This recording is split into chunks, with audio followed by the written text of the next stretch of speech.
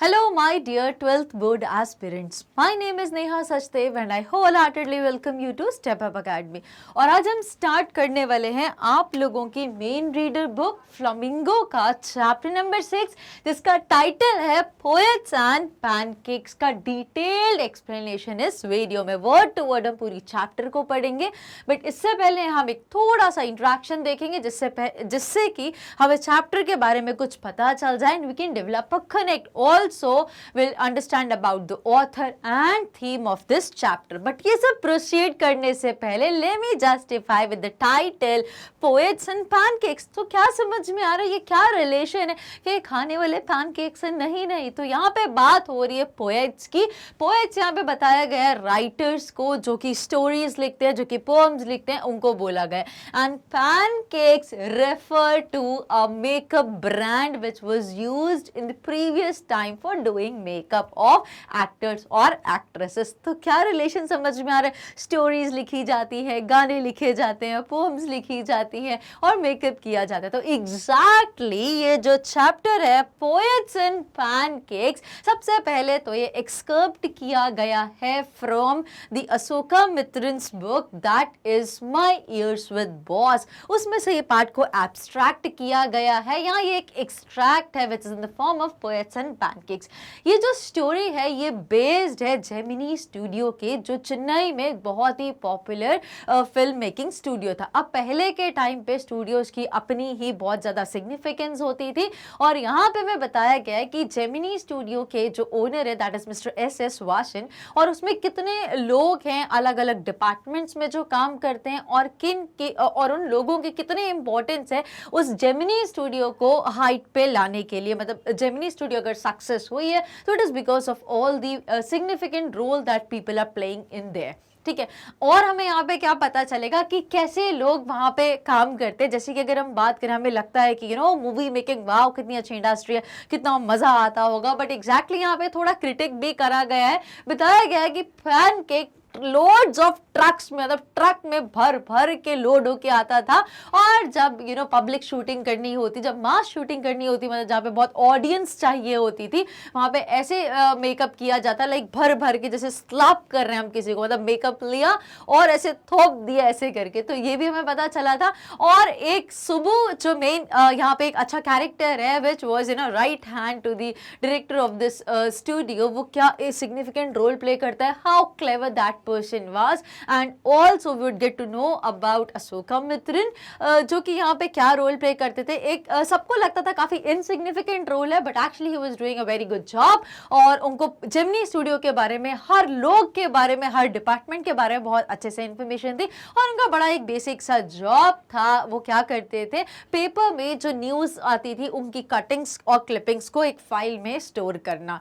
इस तरीके से सब अपने अपने काम बहुत अच्छे तरीके से करते थे। और कुछ यहाँ पे ये भी बताया गया कि कैसे जो स्टूडियो में कुछ लोग जिस चीज़ के लिए असाइन थे वो अपनी पार्ट्स का मिसयूज भी करते थे। तो ये सारी चीज़ें पढ़ेंगे हम इस चैप्टर में word to word. Now let's understand with brief introduction in this excerpt. जैसे कि एक्सकर्प्ट बोल दीजिए, एब्स्ट्रैक्ट बोल सकते हैं या एक्सट्रैक्ट बोल सकते हैं, तीनों का एक ही मतलब होता है। ये किसी पार्ट में से लिया गया, मतलब कोई एक बड़ी बुक है, स्टोरी है, नॉवल है, उसमें से हमने थोड़ा सा पार्ट लिया गया है। He talks about, ही कौन है हमारे writer, that is Ashoka Mitran. He talks about all the elements that kept Gemini Studios running। उन सारे एलिमेंट्स के बारे में यहाँ पे हमें पढ़ने को मिलेगा जिनकी वजह से जेमिनी स्टूडियो सक्सेस की तरफ जा रहा था।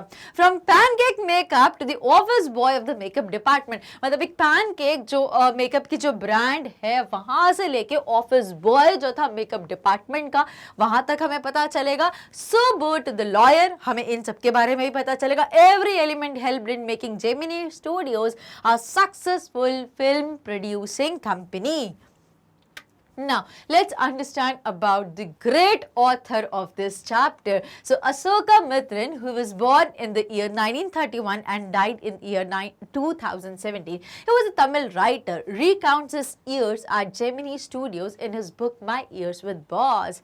अब ये जो बेसिकली राइटर है इस चैप्टर के, एक तमिल राइटर भी है, बिकॉज चेन्नई का स्टूडियो, तो साउथ का टच आप पूरा समझ सकते हैं यहाँ पे। He recounts his years at Gemini Studios। Gemini studio में उन्होंने जितने कितने साल वर्क करा, वो पूरा अपना एक्सपीरियंस एक बुक में बताते हैं जिसका टाइटल है in is book my years with boss. तो इसी बुक में से एक्सट्रैक्ट किया गया title, that is poets and pancakes, which talks of the influence of movies on every aspect of life in India. जो क्या बताता है ये जो बुक है, अगर आप if you happen to read this book my years with boss, यहाँ पे आपको पता चलेगा what is the influence of movies, movies का क्या इन्फ्लुएंस होता है on every aspect of life in India particularly. The Gemini Studios located in Chennai was set up in the year 1940. अब Gemini Studios की एक पूरी चेन है, ये जो establish हुई थी पहली बार चेन्नई में, it was in the year 1940. Days, dates, places आपको बहुत अच्छे से याद रखने हैं। अब It was one of the influential film producing organization of India in the early days of Indian filmmaking. अब पहले तो स्टूडियोज़ का बहुत बड़ा सिग्निफिकेंस और रोल हुआ करता था, लेकिन आज के टाइम पे Studios they don't play much significance, because आजकल जो शूटिंग हो रही है अलग अलग सेट्स होते हैं, अलग अलग डेस्टिनेशंस होती हैं, अलग अलग प्लेसेस होते हैं, बट प्रीवियसली स्टूडियोज का एक बहुत इंपॉर्टेंट रोल होता था, right? So it was one of the most influential film producing organisation of India in the early days of Indian film making. Its founder was S Vasan. तो Gemini studio के जो founder थे उनका नाम था mister S Vasan. The duty of Ashokamitran, अब जो अशोका मित्रन जो राइटर है इस चैप्टर के, उनकी ड्यूटी क्या थी जेमिनी स्टूडियो में, was to cut out newspaper clippings on a wide variety of subjects. अलग अलग सब्जेक्ट्स पे जो भी बर्निंग टॉपिक्स होते थे, जो हेडलाइंस होती थी, उनकी क्लिपिंग्स को पूरी हेडिंग्स के साथ थोड़े से न्यूज़ आर्टिकल को कट करते थे और एक फाइल में मेंटेन करते थे on a wide variety of subjects and stored them in files. Many of these had to be written out by hand. और बहुत सारी की क्लिपिंग या कटिंग पॉसिबल नहीं थी, तो उनको बहुत सारा हैंड रिटन वर्क भी करना होता था।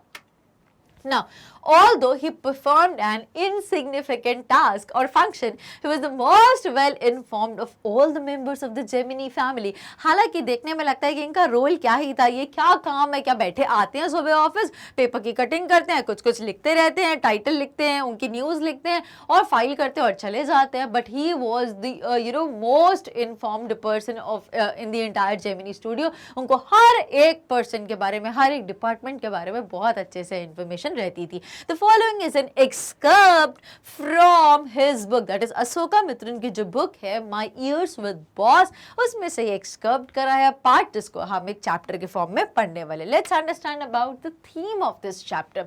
The narrator gives us an idea of the backstage happenings that took place at the Gemini studio. तो यहाँ पे हमें क्या पता चलेगा, Ashoka Mitran that is narrator, वो हमें यहाँ पे बता रहे हैं, gives us an idea of the backstage। देखो फ्रंट में तो आपको जैसे कि अभी भी दिख रहा होगा कि मैं कैमरे के सामने हूँ, मैं रिकॉर्ड कर रही हूँ, आपको पढ़ा रही हूँ, बट आपको इसके बैक स्टेज की चीज़ें नहीं पता रहती हैं। जैसे हम मूवीज देखते हैं, हमें ये तो दिख रहा है वाओ ये इतना प्यारा सेट है, वाओ ये कितने बड़े खेत हैं, कितने ब्यूटीफुल फ्लावर्स हैं, यहाँ पे ये लोग शूटिंग कर रहे हैं, बट एक्चुअली क्या होता है, क्या स्ट्रगल्स होती है जो कैमरा को फेस करने में एक्टर एक्ट्रेसेस करते हैं, वो भी प्रीवियस टाइम में। इतनी ज़्यादा लाइट्स आती है, इतना मेकअप होता है, इतना उनको अपने आप को प्रेजेंट करना होता है इस तरीके से, तो बहुत सारे टिपिकल टास्क होते हैं, बहुत ही पेनफुल एक्टिविटीज भी होती है इसमें। So the narrator gives us an idea of the back stage happenings that took place at the Gemini studio. तो यहाँ पे हमें अशोका मित्रन बता रहे हैं कि behind the stage and behind the camera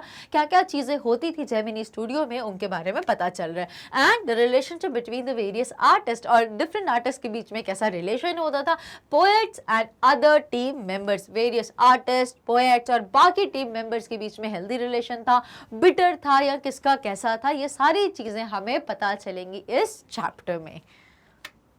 Now, starting with the first paragraph of this chapter, Pancake was the brand name of the makeup material that Gemini Studios brought in truck loads, मतलब truck में भर भर के आता था। तो can you imagine कितना ज़्यादा ये यूज़ किया जाता था on actresses and actor to just make them beautiful before cameras. So Pancake एक नाम ब्रांड का नेम है मेकअप मटेरियल का जो जेमिनी स्टूडियो ट्रक में भर भर के मंगवाता था।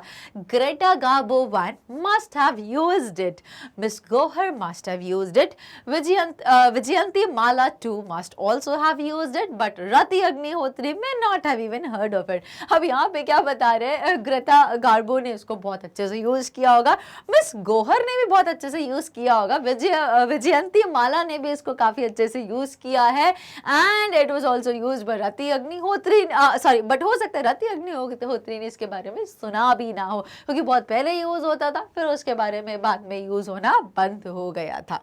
Now the makeup department of the Gemini Studios was in the upstairs of a building। अब starting में हमें क्या पता चलता है कि Gemini Studio कहाँ पे situated या located था। So the makeup department of the Gemini Studios was in the upstairs of a building that was believed to have been Robert Clive's stables।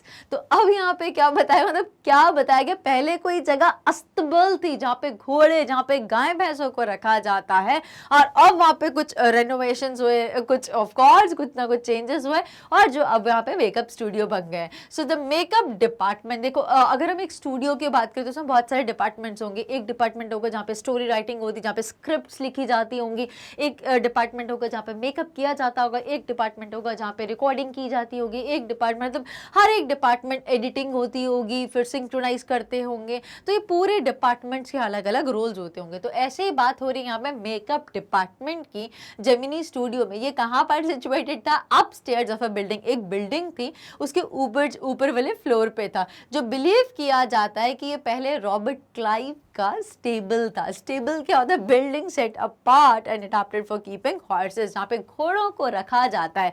तो पहले वो अस्तबल था, जो हिंदी में अस्तबल बोलते हैं, इंग्लिश में स्टेबल बोलते हैं, जहाँ पे लॉर्ड जीसस का बर्थ हुआ था। एब्सोल्युटली राइट, ठीक है। तो ये पहले माना जाता है कि यहाँ पे रॉबर्ट क्लाइव का स्टेबल था, और फिर बाद में ये जेमिनी स्टूडियो को दे दिया गया था, और यहाँ पे ऊपर मेकअप डिपार्टमेंट बन गया है ना।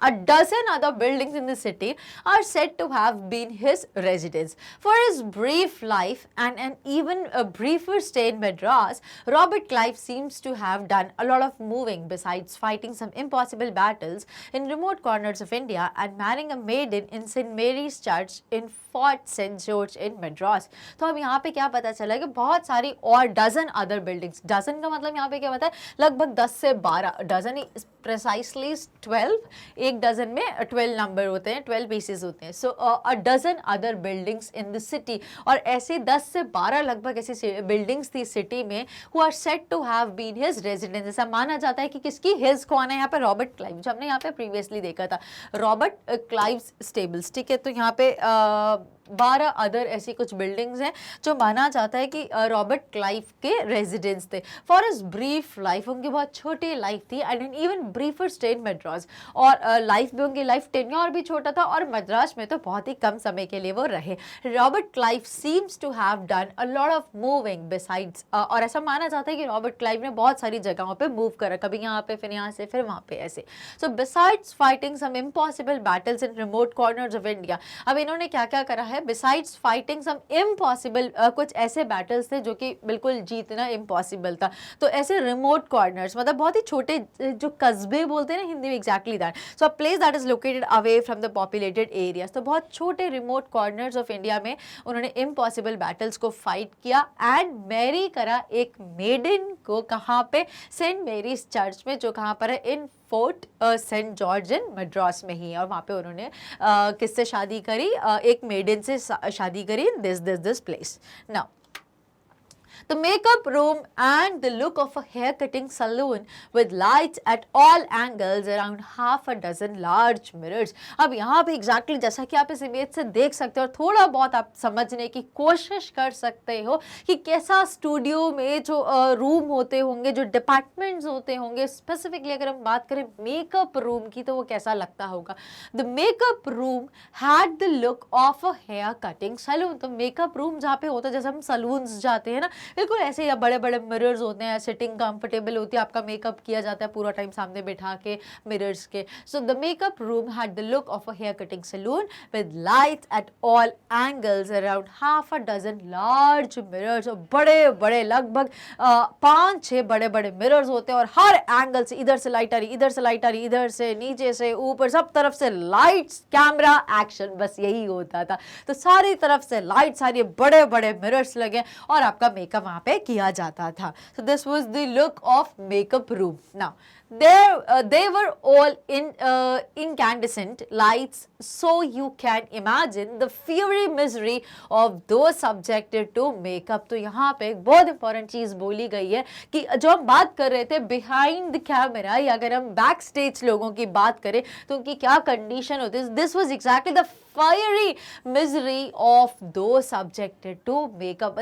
बहुत ही ज्यादा fiery भी बोल सकते हो, fiery भी बोल सकते हो यहाँ पे. सो क्यों ऐसा बनना है, दोनों मीनिंग को जस्टिफाई कर रहे हैं, right. So they were all incandescent lights. अब कैसी लाइट थी? They were all emitting light as a result of being heated, burning. मतलब इतनी जलती हुई. आपने देखा होगा लाइट्स में स्पेसिफिकली जो येलो कलर की लाइट्स होती है, जो पहले बल्ब्स लगते थे, बहुत ज्यादा हीट प्रोड्यूस करते थे. तो ऐसी सारी तरफ लाइट से कितनी ज्यादा हीट प्रोड्यूस होती होगी. So they were all incandescent lights, so you can imagine the fiery misery of those subjected to makeup. तो आप इमेजिन कर सकते हो कि फायरी लाइक कितनी आग जलती हुई, इतनी बर्निंग सेंसेशन उनको फील होती होगी जो भी सब्जेक्टेड टू मेकअप, जो भी मेकअप कर, बिकॉज इतनी लाइट्स को फेस. और फियरी बोले तो बहुत ही डेंजरस कंडीशन थी, बिकॉज इतनी हीट में पूरा टाइम रहना, कैमरास है आपके सामने, इतने बड़े मिरर्स है, चारों तरफ से लाइट आ रही, तो कितना अनकंफर्टेबल या अनईजी लगता होगा. The makeup department was first headed by a Bengali who became too big for a studio and left. तो सबसे पहले जो मेकअप डिपार्टमेंट था, ये कौन हेड करता था? एक Bengali person who became too big, वो बहुत बड़ा हो गया for studio and then he finally left, right. Now he was succeeded by a Maharashtrian who was assisted by a Dharwar, Kannadiga and Andhra, a Madras Indian Christian. अब ये कौन था? इनको सक्सीड किस, इनके बाद कौन आए यहाँ पे? he was a Maharashtrian who was assisted, जिनको असिस्ट करते थे, मतलब उनके जो असिस्टेंट थे वो एक धरवार कन्नडिगा थे, जो एक कन्नड़ के रहने वाले थे, आंध्र प्रदेश के. एक मद्रास इंडियन क्रिश्चियन थे वो. And Anglo Burmese and the usual local Tamils, ये सारे इनको असिस्ट करते थे. जो इन बंगाली पर्सन, जो हमने अभी अभी देखा कि पहले कौन थे मेकअप डिपार्टमेंट को, पहले सबसे पहले किसने हेड करा था? एक बंगाली पर्सन ने. वो इतने फेमस हो गए, वो इतने बड़े बन गए कि उन्होंने स्टूडियो को छोड़ दिया, राइट. देन फिर उनके बाद किसने सक्सीड करे? एक महाराष्ट्रियन ने. और उनको असिस्ट कौन करता था? धरवर कन्नडिगा असिस्ट करता, जो कि एक आंध्रा था, एक मद्रास इंडियन क्रिश्चियन था. फिर और कौन था? एक एंग्लो बर्मीज था, और यूजुअल लोकल के जो भी तमिल्स लोग थे वो सब इनको असिस्ट करते थे.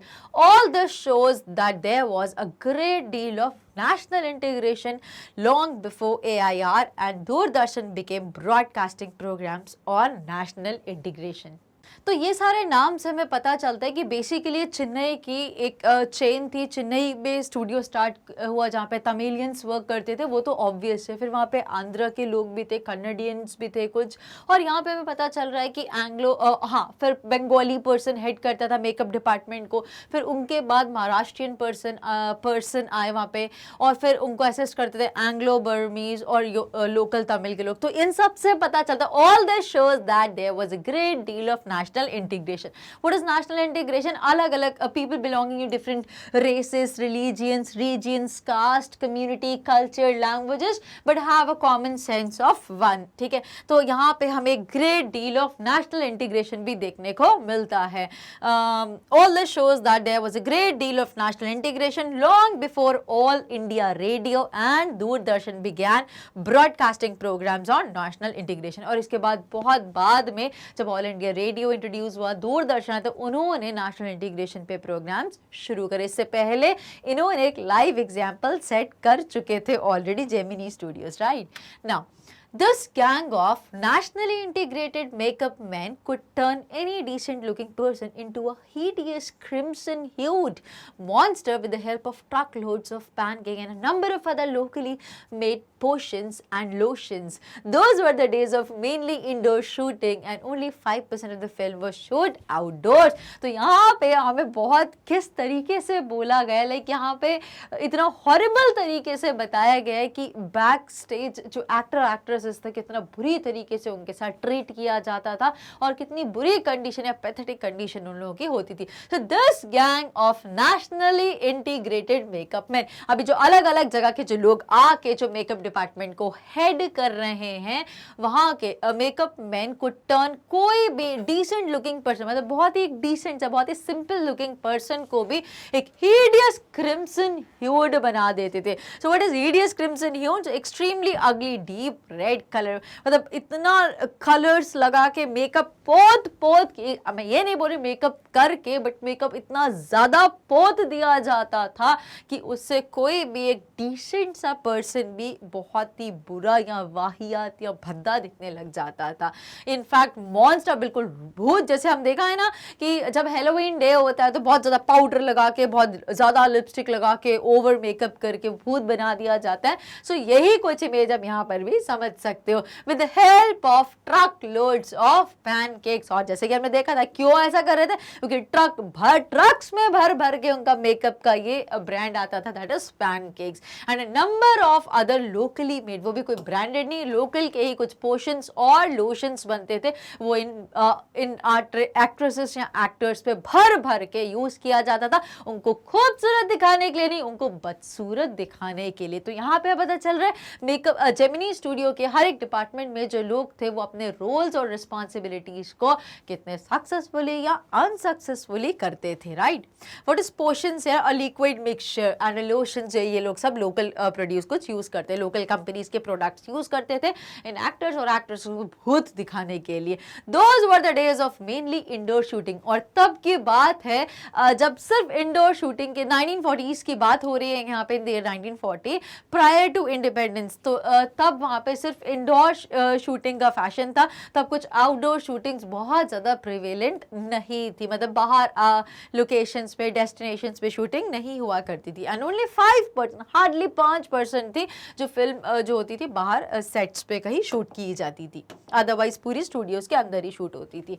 आई suppose the sets and studio lights needed the girls and boys to be made to look ugly in order to look presentable in the movie. अब यहाँ पे क्या बोल रहे हैं ये लोग, तो आई सपोज अब यहाँ पे आई कौन है, narrator, that is Ashoka Mitran. तो अशोका मित्रन यहाँ पे बता रहे हैं कि मुझे ऐसा लगता है कि सेट्स एंड स्टूडियो, जो भी सेट बनाया जाता था, जैसे कि मान लीजिए हम लोग रिवर पे जा रहे हैं तो पीछे पूरे झरने बह रहे हैं, नदी है, समुद्र है, ऐसा कुछ सीन. तो जो भी सेट होते थे और जो स्टूडियो की लाइट्स होती थी, needed the girls and boys, उनको ऐसे लड़के और लड़कियों की जरूरत थी to be made to look ugly, ताकि वो इतने बदसूरत दिखे, वो भूत से कम ना दिखे अगर उनको कैमरे के सामने प्रेजेंट करना है तो, और या फिर मूवी में उनको प्रेजेंट करना है. A strict hierarchy was maintained in the makeup department. अब ये बड़ी अजीब सी चीज है जो आजकल भी प्रिवेलेंट हो गई है. अ स्ट्रिक्ट हायरार्की क्या होता है, टॉप टू बॉटम, मतलब ऐसे ये जो है, ये टॉप लेवल है, ये मिडल लेवल है और ये बॉटम लेवल आता है. ठीक है,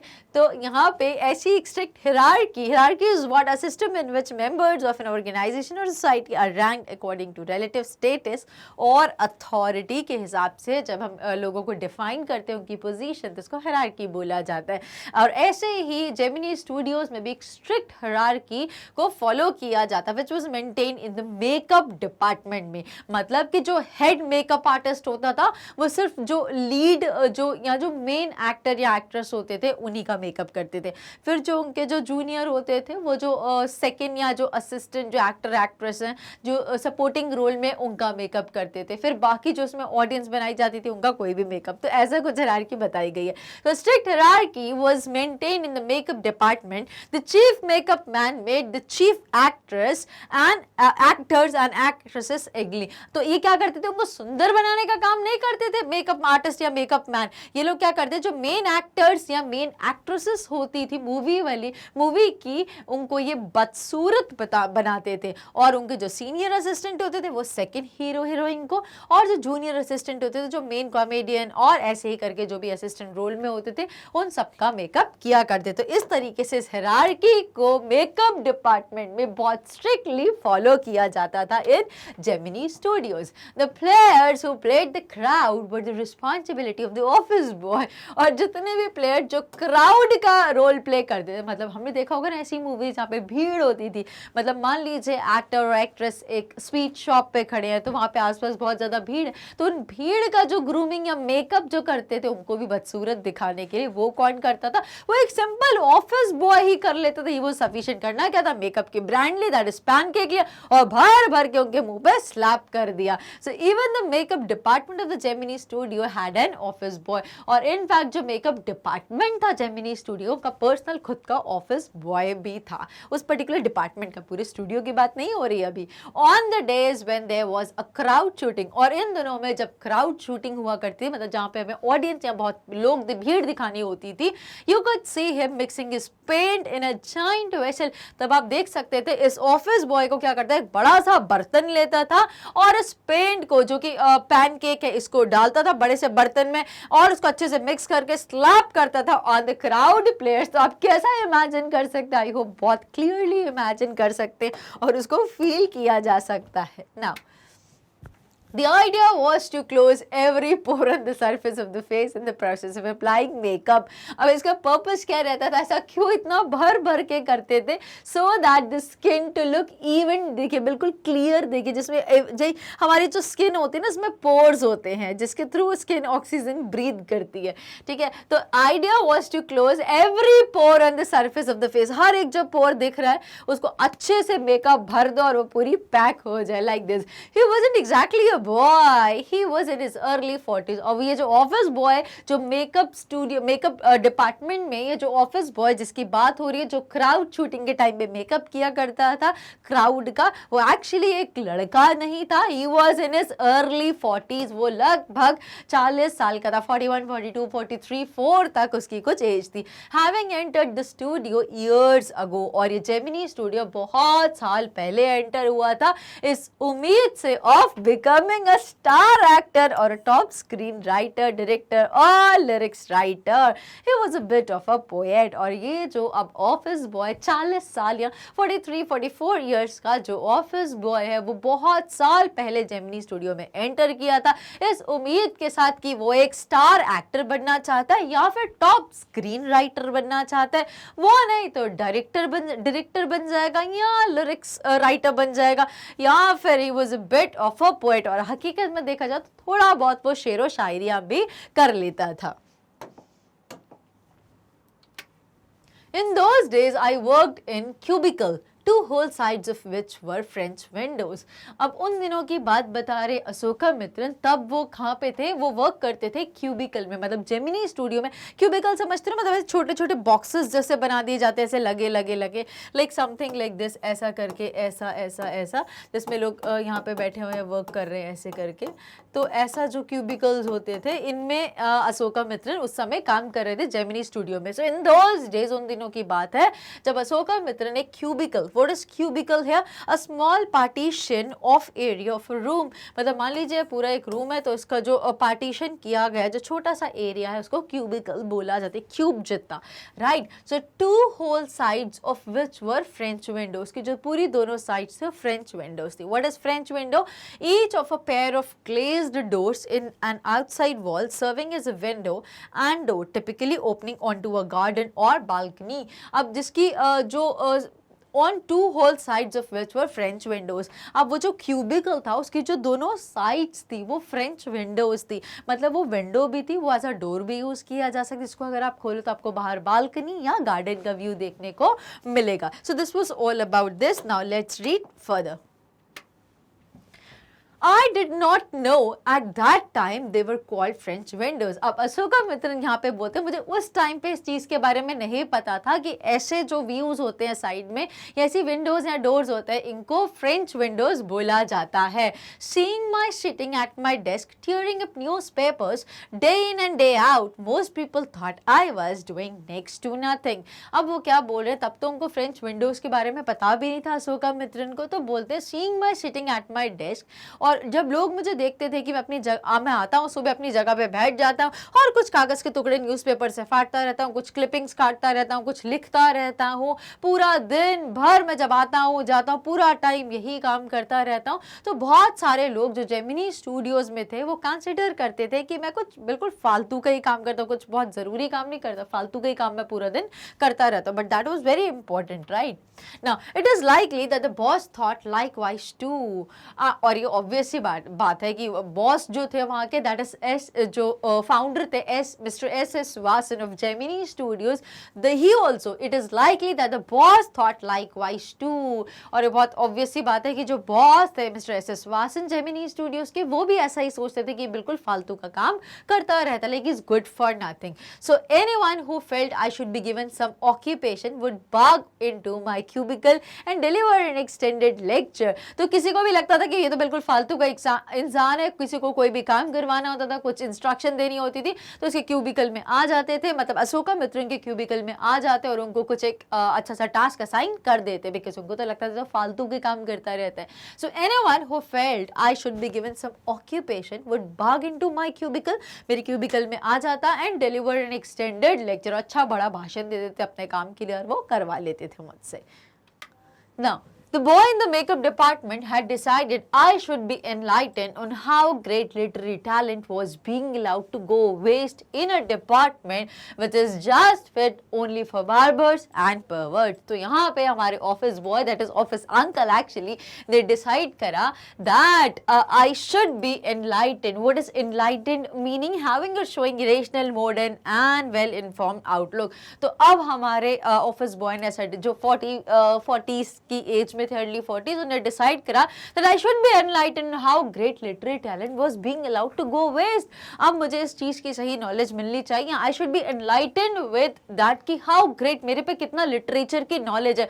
आज की सॉरी लिटरेचर में राइटिंग की अगर हम बात करें, हम पोम्स की बात करें, कितनी स्टफ की मुझे नॉलेज है, and that is just going waste in a department जहाँ पे बार्बर्स और परवर्ट्स भी काम कर सकते हैं. ये लोग एक्चुअली फिट होते हैं इस टाइप की जॉब के लिए, बट मैं अपने इतने अच्छे लिटरेरी टैलेंट को यहाँ पे बैठ के सिर्फ वेस्ट कर रहा हूँ. What is perverts here? So regard a person whose sexual behaviour is regarded as abnormal and unacceptable. तो ये काम तो कोई बार्बर और परवर्ट्स भी कर सकते हैं, मेरे जैसा क्वालिफाइड इंसान यहाँ पे बैठ के इट्स जस्ट वेस्टेज.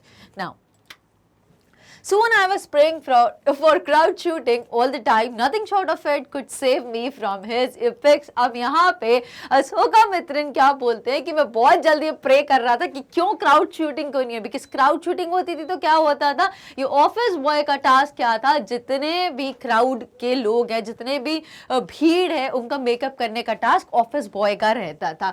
तो अशोका मित्रन ऐसा प्रे करते हैं कि जल्दी से क्राउड शूटिंग का टाइम आए और ये पर्सन इन्वॉल्व हो जाए और मुझे की बातें ना सुननी पड़े. क्या nothing short of it could save me from his epics. What is epics? An exceptionally long and arduous task or activity. एक बहुत ही लंबी चौड़ी जो कथा सुनाते थे, उनसे ये शायद बच सकते. बस एक यही तरीका था कि वो इन्वॉल्व हो जाए और उससे वो बच जाए, उनको ऐसी सब कहानियां ना सुनने को मिले. Then in all instances of frustration you will always find the anger directed towards a single person openly or covertly, and this man of the makeup department was convinced that all his woes, ignominy and neglect were due to Kotha Mangalam Subbu. तो अब सारे जितने भी frustration के जितने भी negative instances हुए हैं, उससे आप लोगों को पता चलेगा जो भी गुस्सा है वो किसकी तरफ डायरेक्ट किया गया है. सिर्फ पूरा का गुस्से का जो केंद्र है वो सिर्फ इशारा करता है, दर्शाता है एक ही पर्सन, दैट इज, चाहे वो ओपनली बता दे या तो वो सीक्रेट वे कोवर्टली सीक्रेटली बता दे. एंड दिस मैन, और ये जो पर्सन था मेकअप डिपार्टमेंट का was convince that all his woes, जो भी उनकी जो भी गलतियां जो भी खामियां हैं, इग्नोमिनियस पब्लिक शेम और डिसग्रेस एंड नेग्लेक्ट, ये सिर्फ इनके साथ जो ऐसा हो रहा था वर ड्यू टू कोथामंगलम सुब्बू। और ये सुब्बू कौन है? जो अशोका जो एस वासन के जो राइट हैंड है हमारे, एग्जैक्टली यहाँ उनके असिस्टेंट बोल सकते हो। He play second role in the Gemini Studios, मतलब एक अच्छा खासा रोल प्ले करते थे जेमिनी स्टूडियो में। ना Subbu was the number 2 at Gemini Studios. He couldn't have had a more encouraging opening in films than our grown-up makeup boy had. अब जब ये आए थे तो इनका भी ड्रीम था to become become a lead role, to become a hero और मेन एक्टर, बट उनको ज़्यादा अपॉर्चुनिटी उस फील्ड में नहीं मिल पाई। So he just join as makeup boy only. और यहाँ पे क्या लिखा है? He couldn't have had a more encouraging opening in films. उनको बहुत ज़्यादा ओपनिंग नहीं मिली फिल्म में, ना मेन रोल के लिए, ना साइड रोल के लिए, ना ही बैक रोल के लिए, एंड दैट इज वाई उनको एक ऑफिस बॉय के जैसे अपॉइंट किया गया। Then a grown up makeup boy had, तो अब वो मेकअप डिपार्टमेंट में वो as a office boy serve करते हैं। On the contrary he must have had to face more uncertain and difficult times, for when he began his career there were no firmly established film producing companies or studios। अब यहाँ पे उनकी life के बारे में हमें थोड़ा सा बताया गया है कि अगर हम ऑन द कॉन्ट्री बात करें कि we must have had to face more uncertain and difficult times, कि हमें बहुत ज़्यादा अनसर्टेन या डिफिकल्ट टाइम्स फेस करने होते हैं। For when he began his career, जब सुब्बू ने, कोथामंगलम सुब्बू ने अपना करियर शुरू करा था, तब बहुत ज़्यादा देयर वर नो फर्मली, बहुत ही strongly established film producing companies या स्टूडियोज नहीं थे जहाँ पे इनको स्टार्ट मिल सके। तो इन्होंने जेमिनी स्टूडियो में अप्रोच करा जहाँ पे इनको ऑफिस बॉय जैसे पोजीशन स्टार्ट करी। बट ही हैड, जैसे कि बहुत लोगों को अनसर्टेनिटीज फेस करनी होती है, डिफिकल्ट टाइम्स, स्ट्रगल्स होते हैं, वैसे ही सारी चीज़ें कोथामंगलम सुब्बू ने भी फेस करी अपने करियर को स्टार्ट करने में। Even in the matter of education, specially formal education, Subbu couldn't have had an appreciable lead over our boy. अब यहाँ पे किससे कंपेयर करें? हमारे ऑफिस बॉय से कंपेयर किया जा रहा है मेकअप, जो मेकअप स्टूडियो का, मेकअप डिपार्टमेंट का जो ऑफिस बॉय था, राइट। सो अब बोल रहे हैं इवन इन द मैटर, अगर हम बात करें ऑफिशियल या फॉर्मल एजुकेशन की, तो उस सेंस में भी अगर हम देखें तो Subbu couldn't have had an appreciable lead over our boy.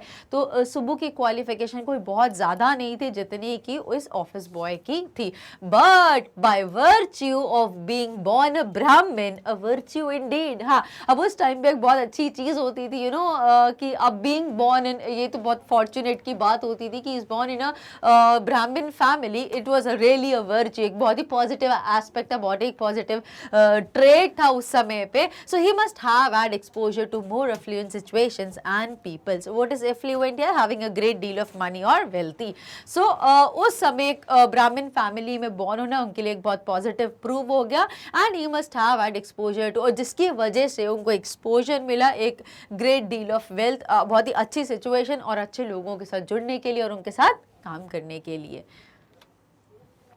He had the ability to look cheerful at all times, even after having had a hand in flop film.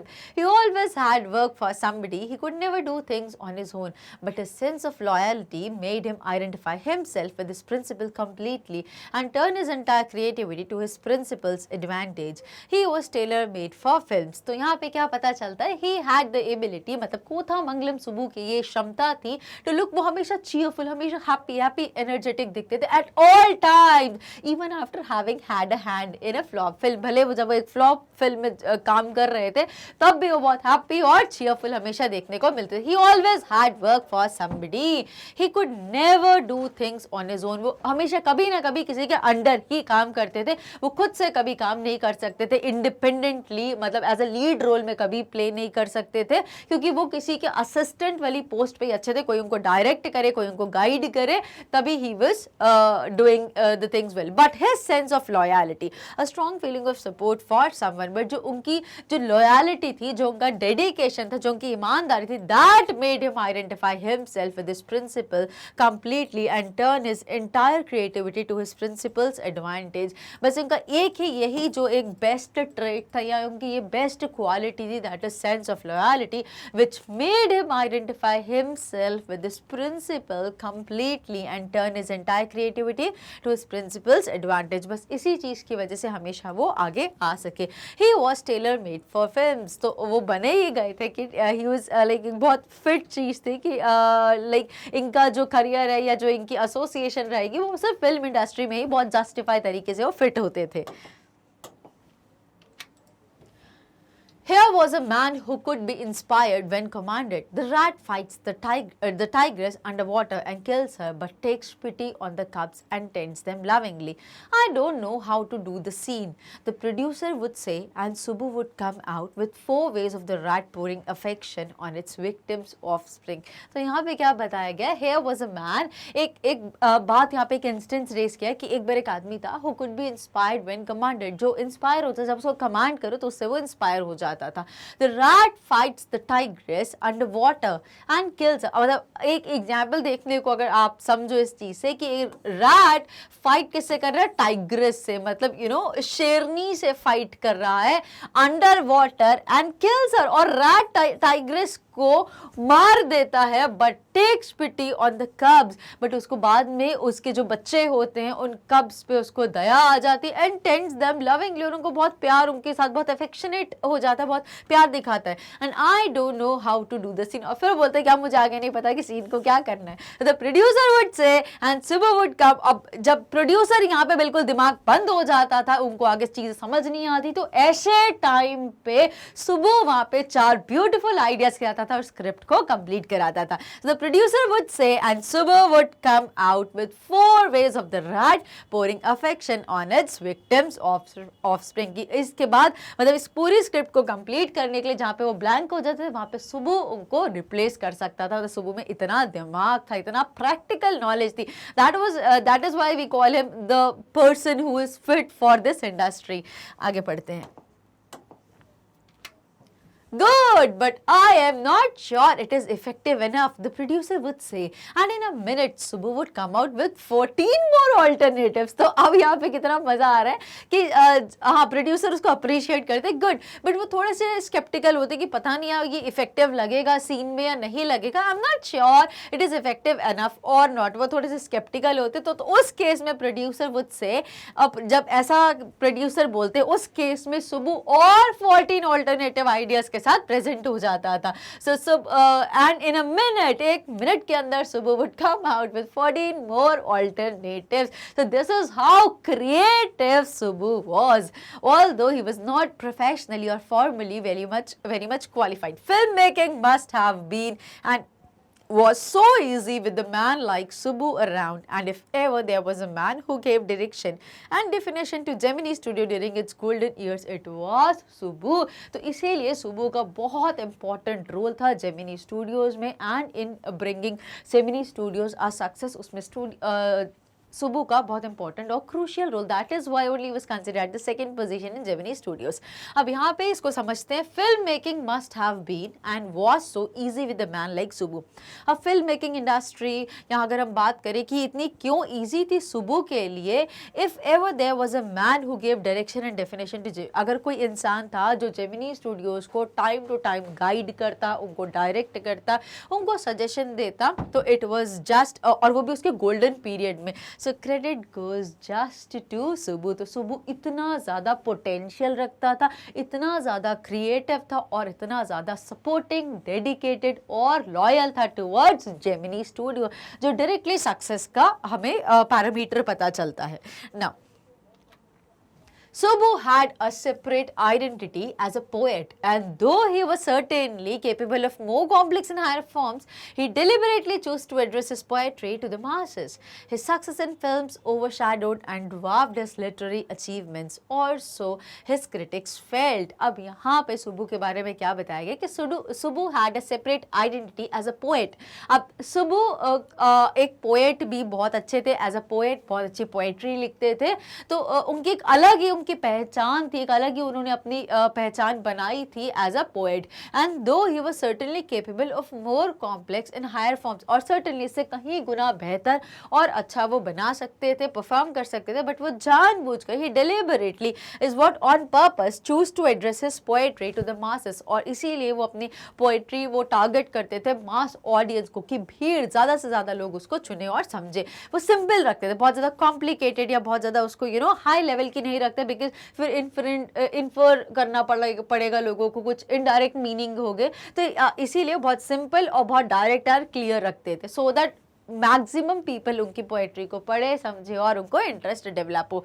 His success in films overshadowed and dwarfed his literary achievements। अब उनकी जो success थी इस film making industry में, that overshadowed and dwarfed, so what is dwarfed? Caused to seem small or insignificant in comparison। अब उन्होंने इतनी कामयाबी हासिल करी इस जेमिनी स्टूडियो में या फिल्म मेकिंग इंडस्ट्री में, कि जिसकी वजह से उनका जो लिटरेरी अचीवमेंट या उनका जो लिटरेरी टैलेंट था वो बिल्कुल छुप गया या बिल्कुल दब गया था, और सो हिज क्रिटिक फेल्ट, और ऐसा ही कुछ उनके क्रिटिक्स भी, जो उनके अपोज थे, जो उनके ओपोनेंट्स थे, वो भी ऐसा फील करते थे। सो what is critics? person who judges the merits of literary or artistic work, तो यहाँ पे उनको critic बोला गया है, right?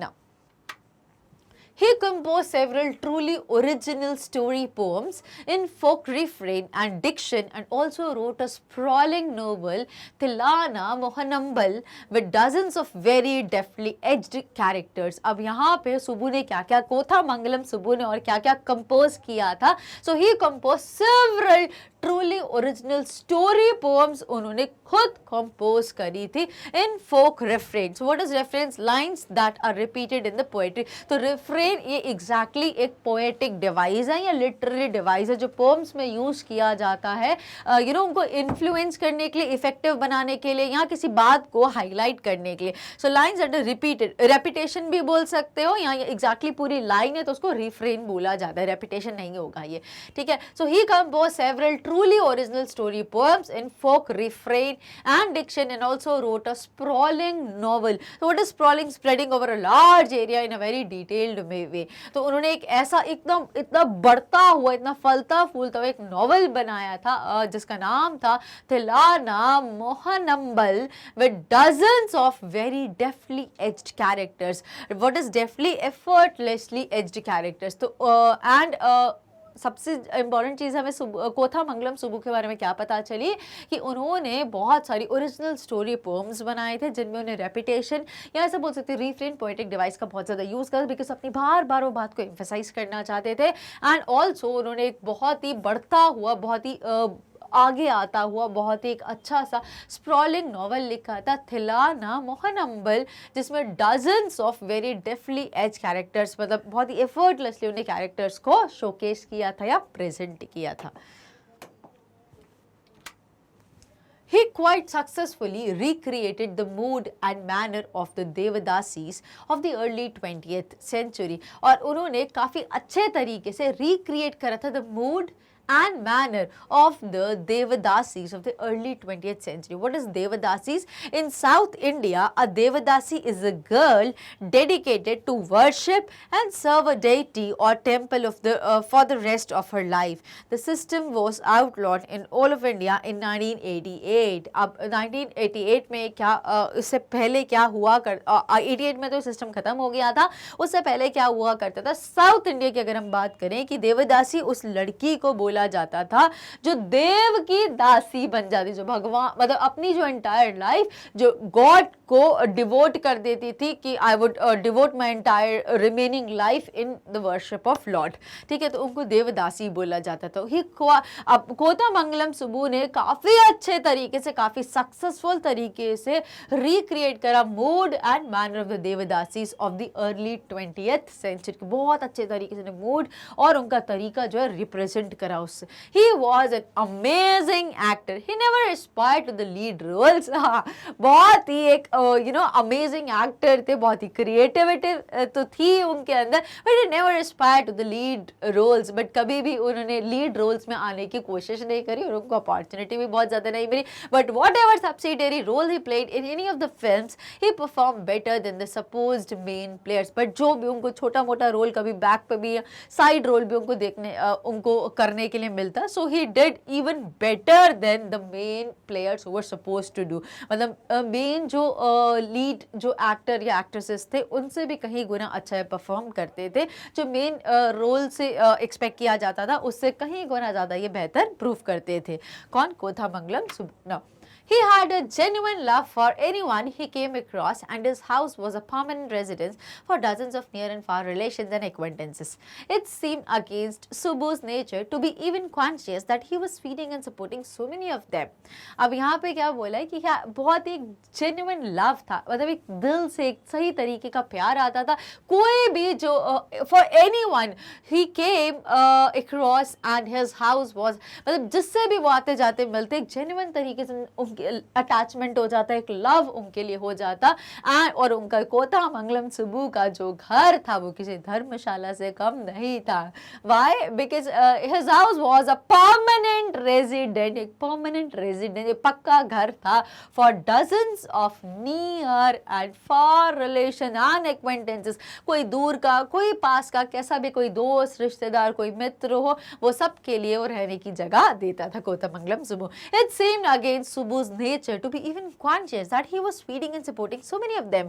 अब ये बात कोथामंगलम सुब्बू की नेचर की बिल्कुल अपोजिंग थी या बिल्कुल अगेंस्ट थी. टू बी इवन कॉन्शियस, कि थोड़ा सा भी अवेयर हो जाए that he was feeding and supporting so many of them. वो ऐसा थॉट भी कभी नहीं लाते थे वो, because it was just in his approach. So it seemed against Subbu's nature to be even conscious, कि अगर वो थोड़ा ध्यान दे इस बातों पर कि कितने लोगों को खिला रहा हूँ, मैं क्यों खिला रहा हूँ, ज़बरदस्ती खिला रहा हूँ, ये मुझे कुछ पे थोड़ा ना करेंगे. सो it was just all against. वैसा सोच भी नहीं सकते थे कि वो बिल्कुल lovingly, out of love, out of generosity, out of humanity वो इतने सारे लोगों को सर्व करते हैं.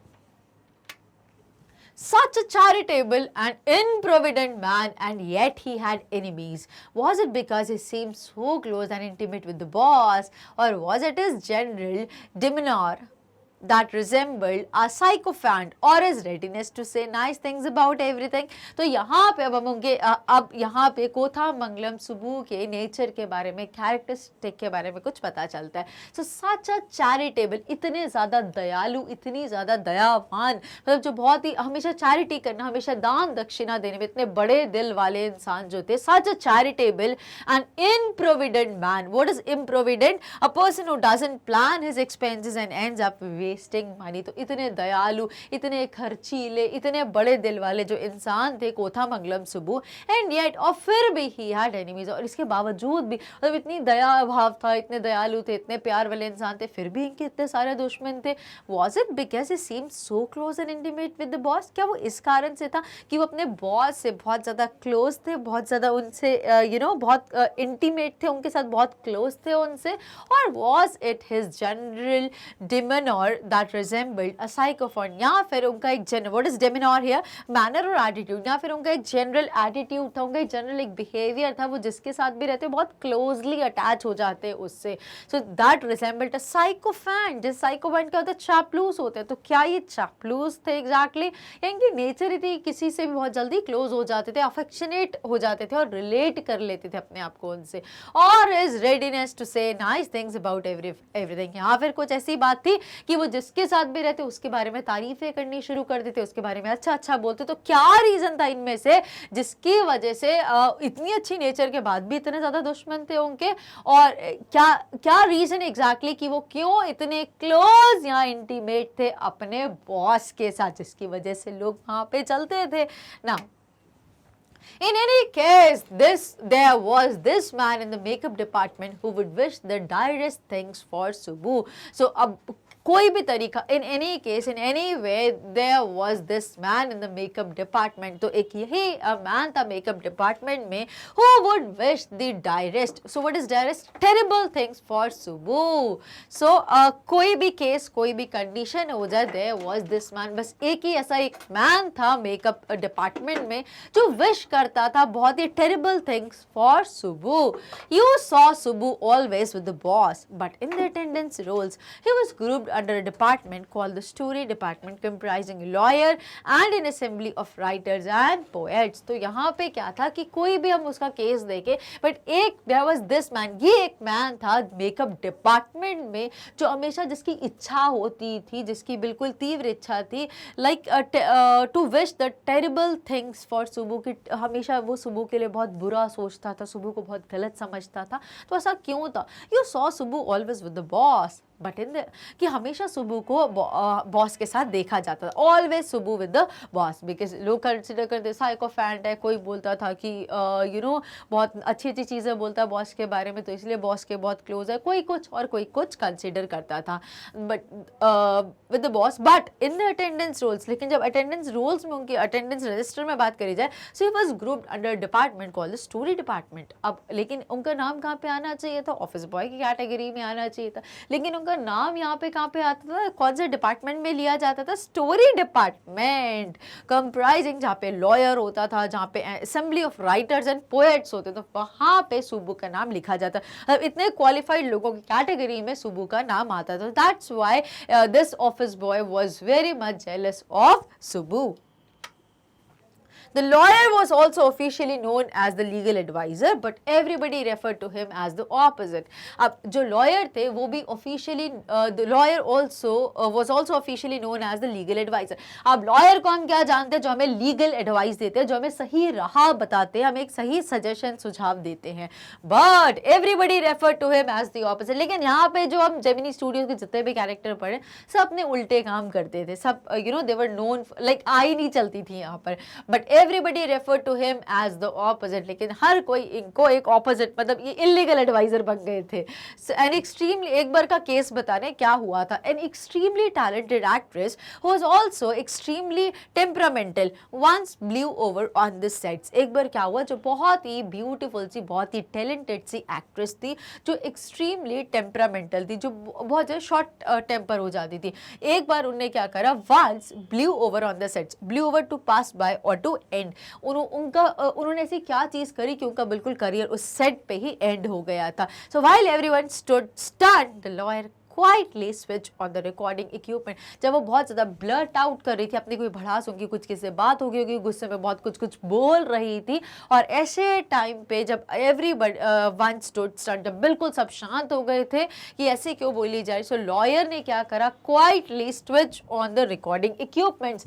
जो भी रिकॉर्डिंग इक्विपमेंट्स होते थे, जो भी वॉइस रिकॉर्डर्स हुआ करते थे, उसको धीरे से ऑन कर लिया और पूरे उस एक्ट्रेस की रिकॉर्डिंग कर ली, और बाद में जब वो थोड़ी सी शांत हुई, काम डाउन हुई, उसको पूरी रिकॉर्डिंग दिखा दी, जिसकी वजह से वो उसको बहुत ज़्यादा गिल्ट फील हुआ, बहुत ज़्यादा शेम फील हुई, और उसने फाइनली डिसाइड करा, I would quit very this moment only. So इस तरीके से कैसे लीगल एडवाइजर ने एक एक्ट्रेस का करियर ऑल टुगेदर रिवेन कर दिया। So he was not actually lawyer, he was illegal adviser. Now अब पूरी बात यहाँ पे आगे जस्टिफाई करिए। When the actress paused for breath, the lawyer said to her, "1 minute please." अब जब एक्ट्रेस ने एकदम बहुत लगातार कॉन्टिन्यूसली ब्लर्ट आउट कर रही थी, जितनी भी उसके अंदर भड़ास थी, जो भी नेगेटिव थॉट्स है, उसने पूरा बोलना शुरू कर दिया, गुस्से में बोल रही थी, और जैसे उसने थोड़ा सा ब्रेक लिया तो लॉयर ने क्या करा, when the actress paused for breath, the lawyer said to her, 1 minute please. जैसे उन्होंने ब्रेक लिया छोटा सा, उनको थोड़ा स्पेस मिला, और लॉयर ने बोला 1 minute please, and played back the recording, और पूरी जो बातें रिकॉर्ड करी थी वो पूरी उनको सुनाने लग गए। There was nothing incriminating or unmentionably foul about the actress' tirade against the producer. There was nothing incriminating or unmentionably foul. What is foul here? Bad about the actress' tirade. Tirade किसको बोला? Long angry speech of criticism or accusation. तो कुछ उन्होंने गलत नहीं बोला था। जो भी जैसा एक्ट्रेस ने बोला वो पूरी की पूरी बात उन्होंने एग्जैक्टली उसको सुना दी, and there was nothing incriminating और unmentionably foul about the actress tirade against the producer. और जो भी वो गलत बोल रही थी प्रोड्यूसर के अगेंस्ट, जो भी भड़ास थी, जो भी नेगेटिव थॉट्स थे, वो पूरा उनने जब सुना, but when she heard her voice again through the sound equipment she was struck some.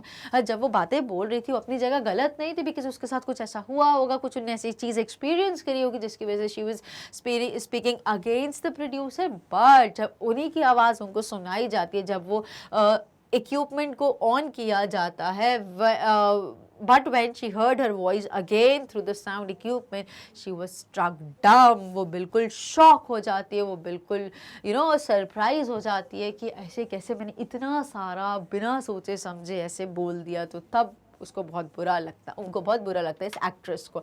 A girl from the countryside, she hadn't gone through all the stages of worldly experience that generally precede a position of importance and sophistication that she found herself catapulted into. She never quite recovered from the terror she felt that day। अब उसके बाद क्या हुआ? Therefore, a girl from the countryside, तो ये कहाँ की? Outside की थी, फ्रॉम विलेज थी, शहर के रहने वाली नहीं थी। She hadn't gone through all the stages of worldly experience। उसको अभी वर्ल्ड के बारे में, वर्ल्ड में कैसी चीज़ें होती है, बाहर के लोग कैसे बिहेव करते हैं, कैसे फ़ायदा उठाते हैं, कैसे मिसयूज़ करते हैं, कैसे अनड्यू एडवांटेज लेते हैं, तो ये सारी चीज़ें उसको नहीं पता थी। Who was she hadn't gone through all the stages of worldly experience that generally precede a position of importance and sophistication। तो जनरली जो प्रिसीड करती हैं the position of importance and sophistication, की कितना ज़रूरी होता है अगर कोई टॉप पोजीशन पे है तो हम उनको रिस्पेक्ट दें, हम तरीके से बात करें, बिकॉज दे डिजर्व दैट। वो काफ़ी सोफेस्टिकेटेड चीज़ें होती है। That she had found herself catapulted into, catapulted move suddenly और एट अ ग्रेट स्पीड, जो अचानक से देखती है कि मैं उन चीज़ों में कैसे फंस गई हूँ। She never quite recovered from the terror she felt that day. अब उस दिन ये सब जब चीज़ें इसको रियलाइज़ होती है तो बहुत ज़्यादा डर जाती है और उस डर की वजह से वहाँ से क्विट कर लेती है। That was the end of a brief and brilliant acting career. The legal advisor, who was also a member of the story department, had unwittingly brought about that said end। So what happened? वो दिन था जब that actresses decided कि अब आज के बाद मैं acting को कभी भी कंटिन्यू नहीं करूँगी। She quit from the job altogether, also from the profession। So that was the day of a brief and brilliant acting career। बहुत ही छोटा सा उन्होंने अपना करियर बनाया था अभी इस एक्टिंग इंडस्ट्री में और बहुत ही ब्रिलियंट, बहुत ही अमेजिंग तरीके से वो परफॉर्म कर रही थी। So that was the end on the legal advisor who was also member of the story department. अब जो लीगल एडवाइजर वो स्टोरी डिपार्टमेंट का, जैसे अभी हमने देखा था कि स्टोरी डिपार्टमेंट में लीगल एडवाइजर्स होते थे, स्टोरी राइटर्स होते थे, जिसमें सुबू का भी नाम था। हैड अनविटिंगली अननोइंगली ब्रॉड, मतलब उनका ये पर्पस नहीं था कि वो क्विट कर दे, उसका करियर रिवेन कर दे, बट उसको इतनी उस एक्ट्रेस को इतनी ज़्यादा गिल्ट फील हुई, इतना ज़्यादा बुरा लगा कि उसने खुद से चीज़ों को क्विट कर दिया।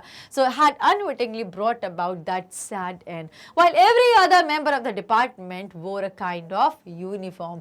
और जहाँ पे हर जो दूसरा मेंबर था इस डिपार्टमेंट का, स्टोरी राइटिंग डिपार्टमेंट का, wore a kind of uniform। तो हर कोई एक तरीके से एक ही थॉट का था, एक ही तरीके से बिहेव कर रहा था, and this happened there। Khadi dhoti was a slightly oversized and clumsily tailored white khadi shirt. The legal advisor wore pants and a tie and sometimes a coat that looked like a coat of mail। अब यहाँ पे हमें उनकी dressing sense के बारे में ही बताया गया कि लास्ट लाइन में जैसा कि अभी हमने देखा था कि while every other member of the department wore a kind of uniform। बाकी जितने भी लोग थे जेमिनी स्टूडियो के वो एक यूनिफॉर्म सॉर्ट ऑफ पहन के आते थे। अब उस टाइम पे यूनिफॉर्म कैसी चलती थी? सो खादी की धोती, खादी जो गांधी जी का जो एक ड्रेस कोड जो थोड़ा सा कॉटन टाइप का जो होता है, an Indian home spun cotton cloth, जिसको चरखे से जो स्पिनिंग व्हील से जो बनाया करते हैं, that is khadi. So khadi की dhoti with slightly oversized and clumsily tailored white khadi shirt, और थोड़ी बड़ी खुली सी वाइट कलर की शर्ट पहनते थे, उसके बाद धोती पहना करते थे। The legal adviser wore pant, और जो लीगल एडवाइजर होता था वो पैंट्स पहनते थे, उनको धोती नहीं पहननी होती थी, and a tie, and sometimes वो कोट भी पहनते थे that look like a coat of mail. mail. So what is coat of mail? A protective garment made of linked metal rings or of overlapping metal plates. तो जो coat of mail किसको बोला, तो कभी कभी बहुत प्रोटेक्शन के लिए वो मेटल की जो ओवरलैप्ड विंग्स होती थी उसका कोट भी कभी कभी पहनते, तो ऐसी सोफिस्टिकेटेड ड्रेस होती थी लीगल एडवाइजर की.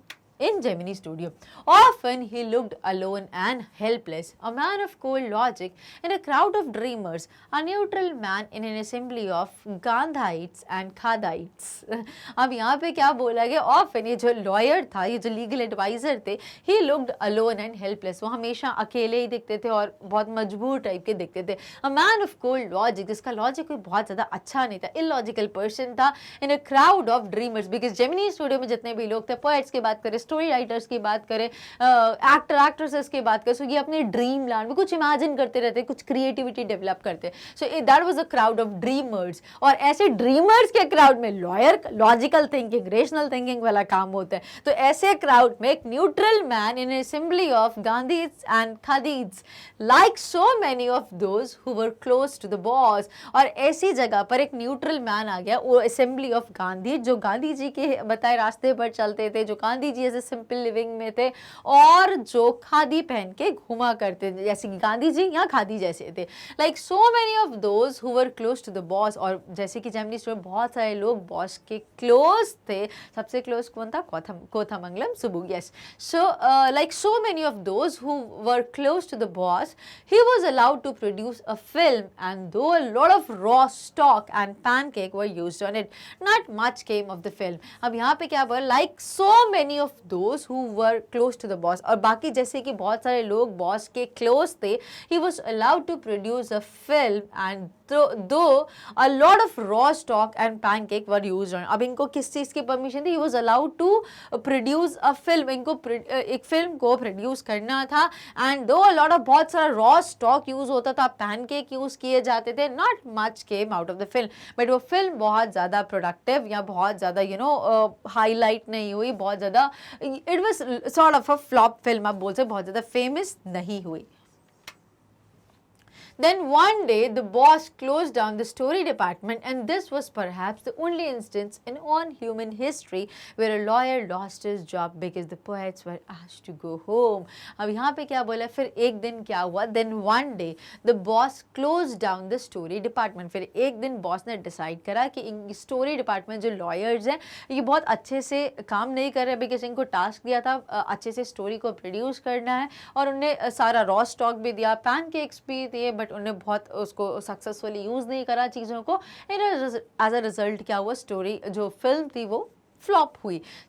तो बॉस ने डिसाइड करा, then one day the boss close down the story department. तो एक दिन उन्होंने स्टोरी डिपार्टमेंट, जो जेमिनी स्टूडियो में स्टोरी डिपार्टमेंट है उसी को बंद करवा दिया. एंड दिस वाज परहैप्स, और ये क्यों हुआ था? The only instance in all human history where a lawyer lost his job. और पूरी ह्यूमन हिस्ट्री में एक पहला इंसिडेंट ऐसा हुआ था जहाँ पे लॉयर ने अपनी जॉब लूज करी थी, just because the poets were asked to go home. क्योंकि पोएट यहाँ पे किसको रेफर करे? स्टोरी राइटर्स को, जो लिरिक्स लिखते हैं, जो गाने के बोल लिखते हैं, उनको यहाँ पे पोएट बोला गया, जो स्टोरी राइटिंग में इन्वॉल्व होते हैं मूवी को प्रोड्यूस करने के लिए. तो जब उनको घर जाने के लिए बोला गया तो वहाँ पे लॉयर की जॉब भी एट रिस्क हो जाती है, एट स्टेक हो जाती है, और उनको भी क्विट करने के लिए बोला गया.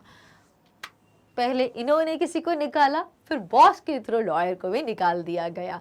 Gemini Studios was the favorite haunt of poets like S.D.S. Yogiyar, Sanju Subramaniam, Krishna Sastry and Harendranath Chattopadhyay. It had an excellent mess which supplied good coffee at all times of the day and for most part of the night. So what is this? Gemini Studios was the favorite haunt of poets. Haunt क्यों बोले? Frequently visited. तो Gemini Studio जो बहुत ही अच्छा, उस समय Gemini Studio बहुत अच्छा परफॉर्म कर रहे थे, बिकॉज चेन्नई में नए नए स्टार्ट हुए थे, साउथ की चेन थी, और तब बहुत ज़्यादा फिल्म प्रोड्यूसिंग कंपनीज नहीं हुआ करती थी.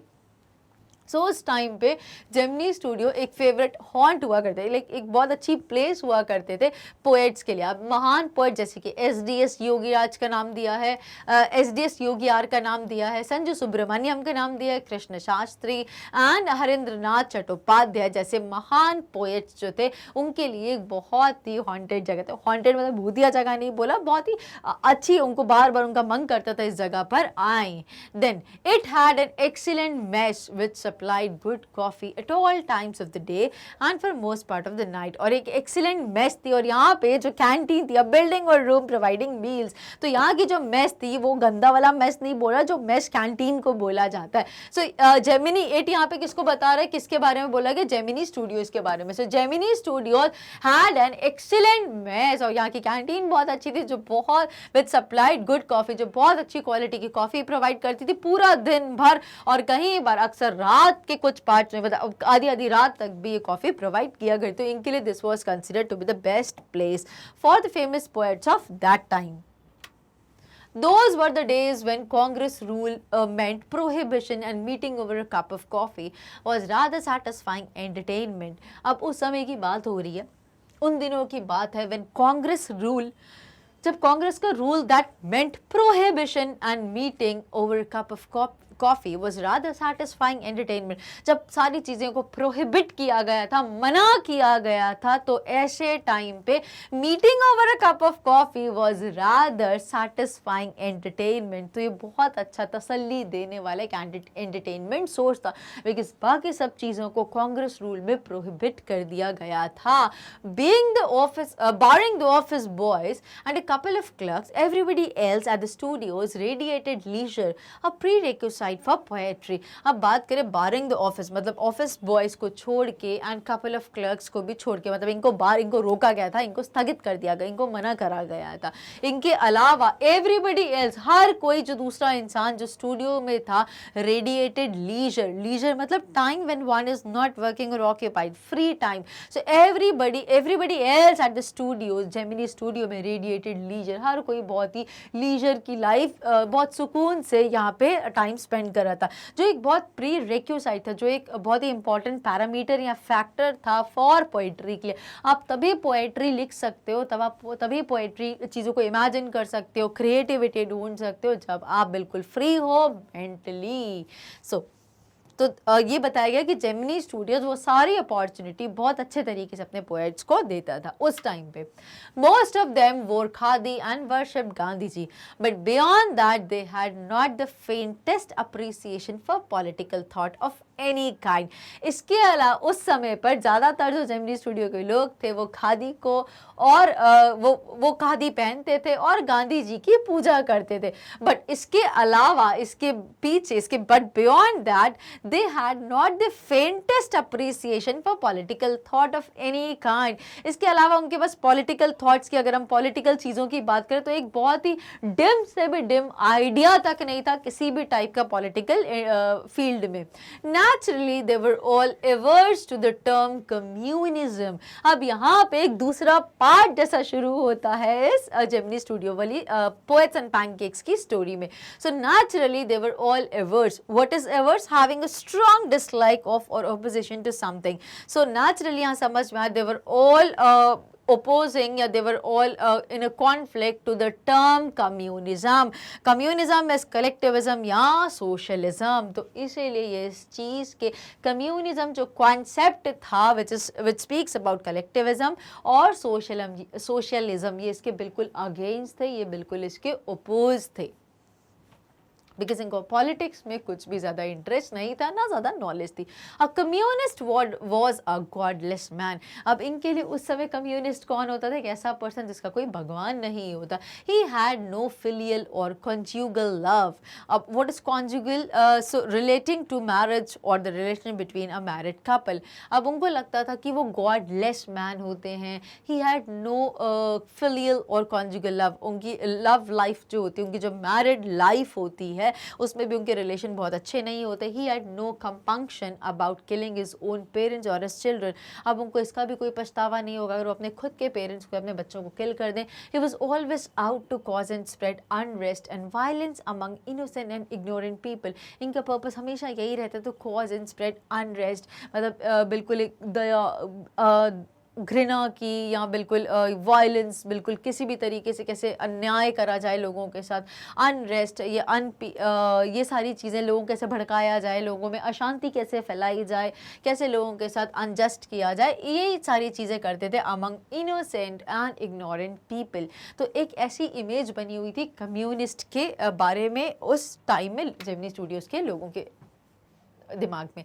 Such notions which prevailed everywhere else in South India at that time also naturally floated about vaguely among the khadi-clad poets of Gemini Studios. Evidence of it was soon forthcoming. अब यहाँ पे क्या समझ में आ रहा है कि such notions और ऐसी जो feelings थी regarding communist by किस कौन रखता था फीलिंग? जेमिनी स्टूडियो के जो लोग थे उनकी फीलिंग थी regarding the communist people. So such notions which prevailed everywhere else in south India, और यहाँ सिर्फ जेमिनी स्टूडियो तक सीमित नहीं थी, ये साउथ इंडिया के हर एक लोगों की, कम्युनिस्ट लोगों के लिए यही फीलिंग थी। At that time naturally floated about vaguely, What is vaguely in a way that is uncertain. तो ऐसे naturally float होती थी about vaguely in uncertain manner among the khadi clad poets of Gemini Studio, और ऐसे ये पूरी फैल के Gemini Studio से पूरी लेके साउथ इंडिया तक, पूरी या साउथ इंडिया से लेके पूरी Gemini Studio तक ये आ गई थी बात। Then evidence it was soon fourth coming, और इसके जो प्रूफ थे, जो एविडेंस थे ऑफ इट वॉज सून, वो अब दिखने को मिल, अबाउट टू हैपन और अपीयर, फोर्थ कमिंग था, अब जो दिखने वाले थे, जो समझ में आने वाले थे। अब इनके एविडेंसेस क्या है, कैसे ये लोग कम्युनिस्ट पार्टी के अगेंस्ट है, या इनके अंदर भी यही चीज़ें फिल हैं। When Frank Buchman's moral rearmament army some 200 strong visited Madras sometime in 1952. तो क्या बात बता रहे हैं? When Frank Buchman's moral rearmament army, जब ये मॉरल बुचमैन्स की फ्रैंक बुचमैन की moral rearmament army some 200 strong visited Madras sometime in 1952, तो जब ये लोग मद्रास में इन्होंने विजिट करा, कुछ लगभग 200 लोग थे, they couldn't have found a warmer host in India than the Gemini Studios. तो इनके लिए और कोई होस्ट नहीं था, मतलब इनको साउथ इंडिया में कहीं और जगह नहीं मिली, सॉरी इन इंडिया में, but they could not have found a warmer host in India. पूरी इंडिया में इनको कोई अच्छा होस्ट नहीं मिला जो इनको बुलाए, इनका स्वागत करे और समथिंग लाइक अप्रिशिएट करें देन द जेमिनी स्टूडियो। तो सिर्फ एक जेमिनी स्टूडियो था उस टाइम पे जो इन लोगों को बुलाए और इनका स्वागत करे। Someone called the group and international circus, और कुछ लोगों ने तो इनको क्या, बिकॉज उस टाइम पे कौन थे? ये इंग्लिश पीपल थे। अब इनकी भाषा समझ में आ रही नहीं है तो कुछ लोगों ने कोई कार्टून कंपनी के लोग आ रहे हैं, सर्कस के लोग आ रहे हैं, तो someone called the group and international circus, तो ये बोला कि इंटरनेशनल को बाहर के लोग आए जहाँ पे सर्कस परफॉर्म करने वाले, कुछ लोगों ने ऐसा भी कंसीडर किया। They weren't very good at the trapeze and their acquaintance with animals was only at the dinner table, but they presented two plays in a most professional manner. अब यहाँ पे क्या बताया गया? They weren't very good on the trapeze.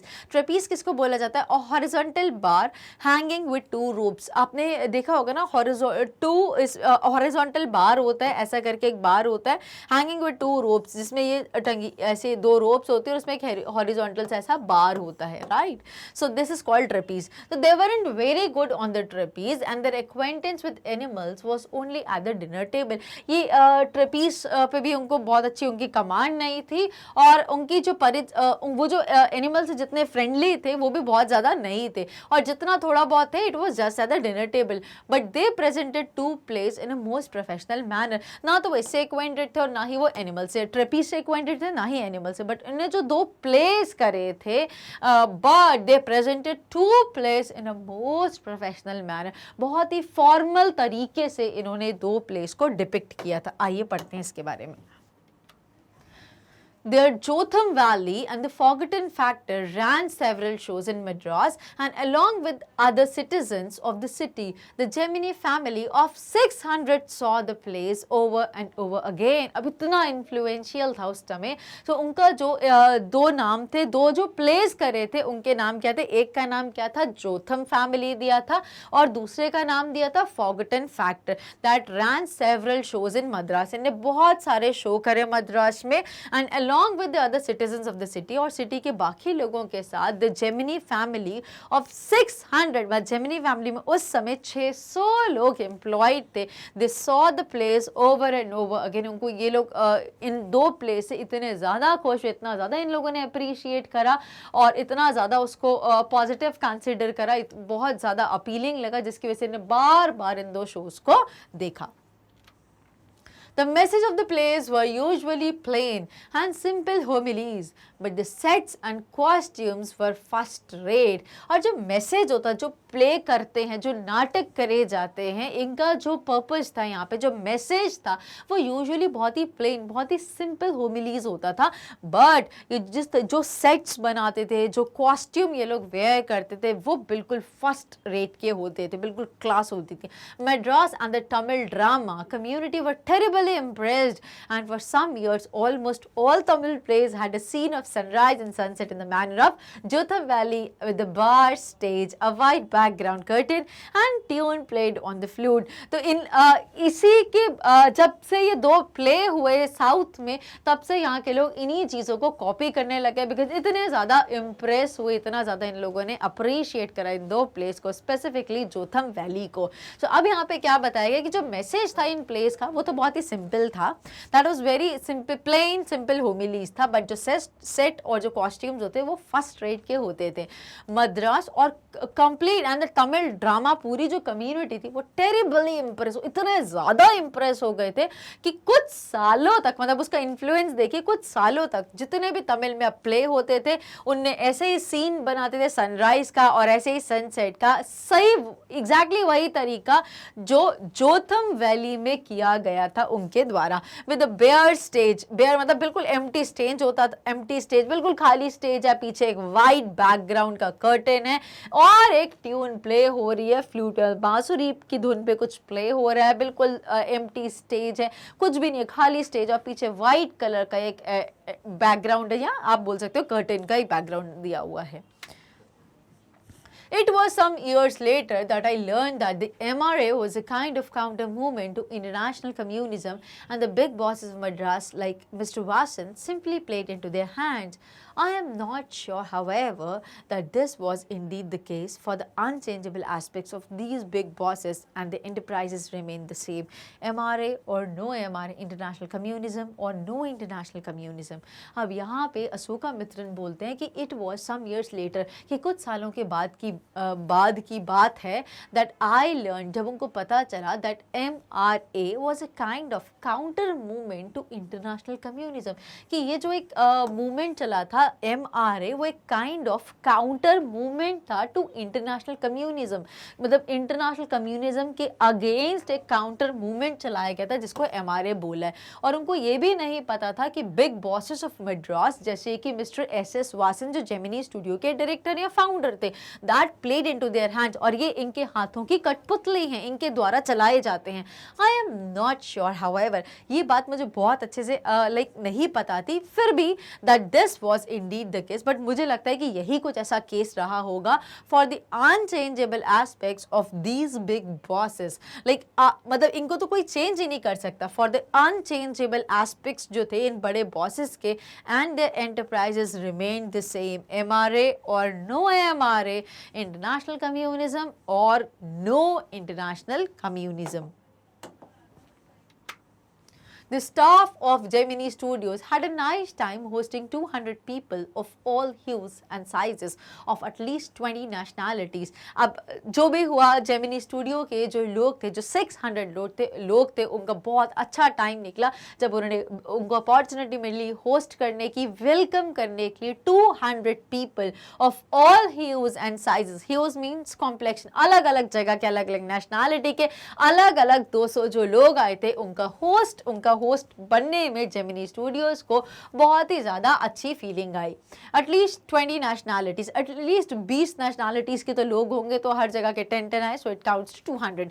It was such a change from the usual collection of crowd players waiting to be slapped with thick layers of makeup by the office boy in the makeup department. अब यहाँ पे बोले ये एक ऐसा change था, it was such a change from the usual collection of crowd players, मतलब एक ऐसा चेंज था जो यूजुअल प्लेयर्स होते थे क्राउड प्लेयर्स के, जो वेट कर रहे हैं, जिनको स्लैप लाइक उनको भर भर के मेकअप लगाया जाएगा with thick layer of makeup by the office boy in the makeup department. कौन सा? Pancake. Now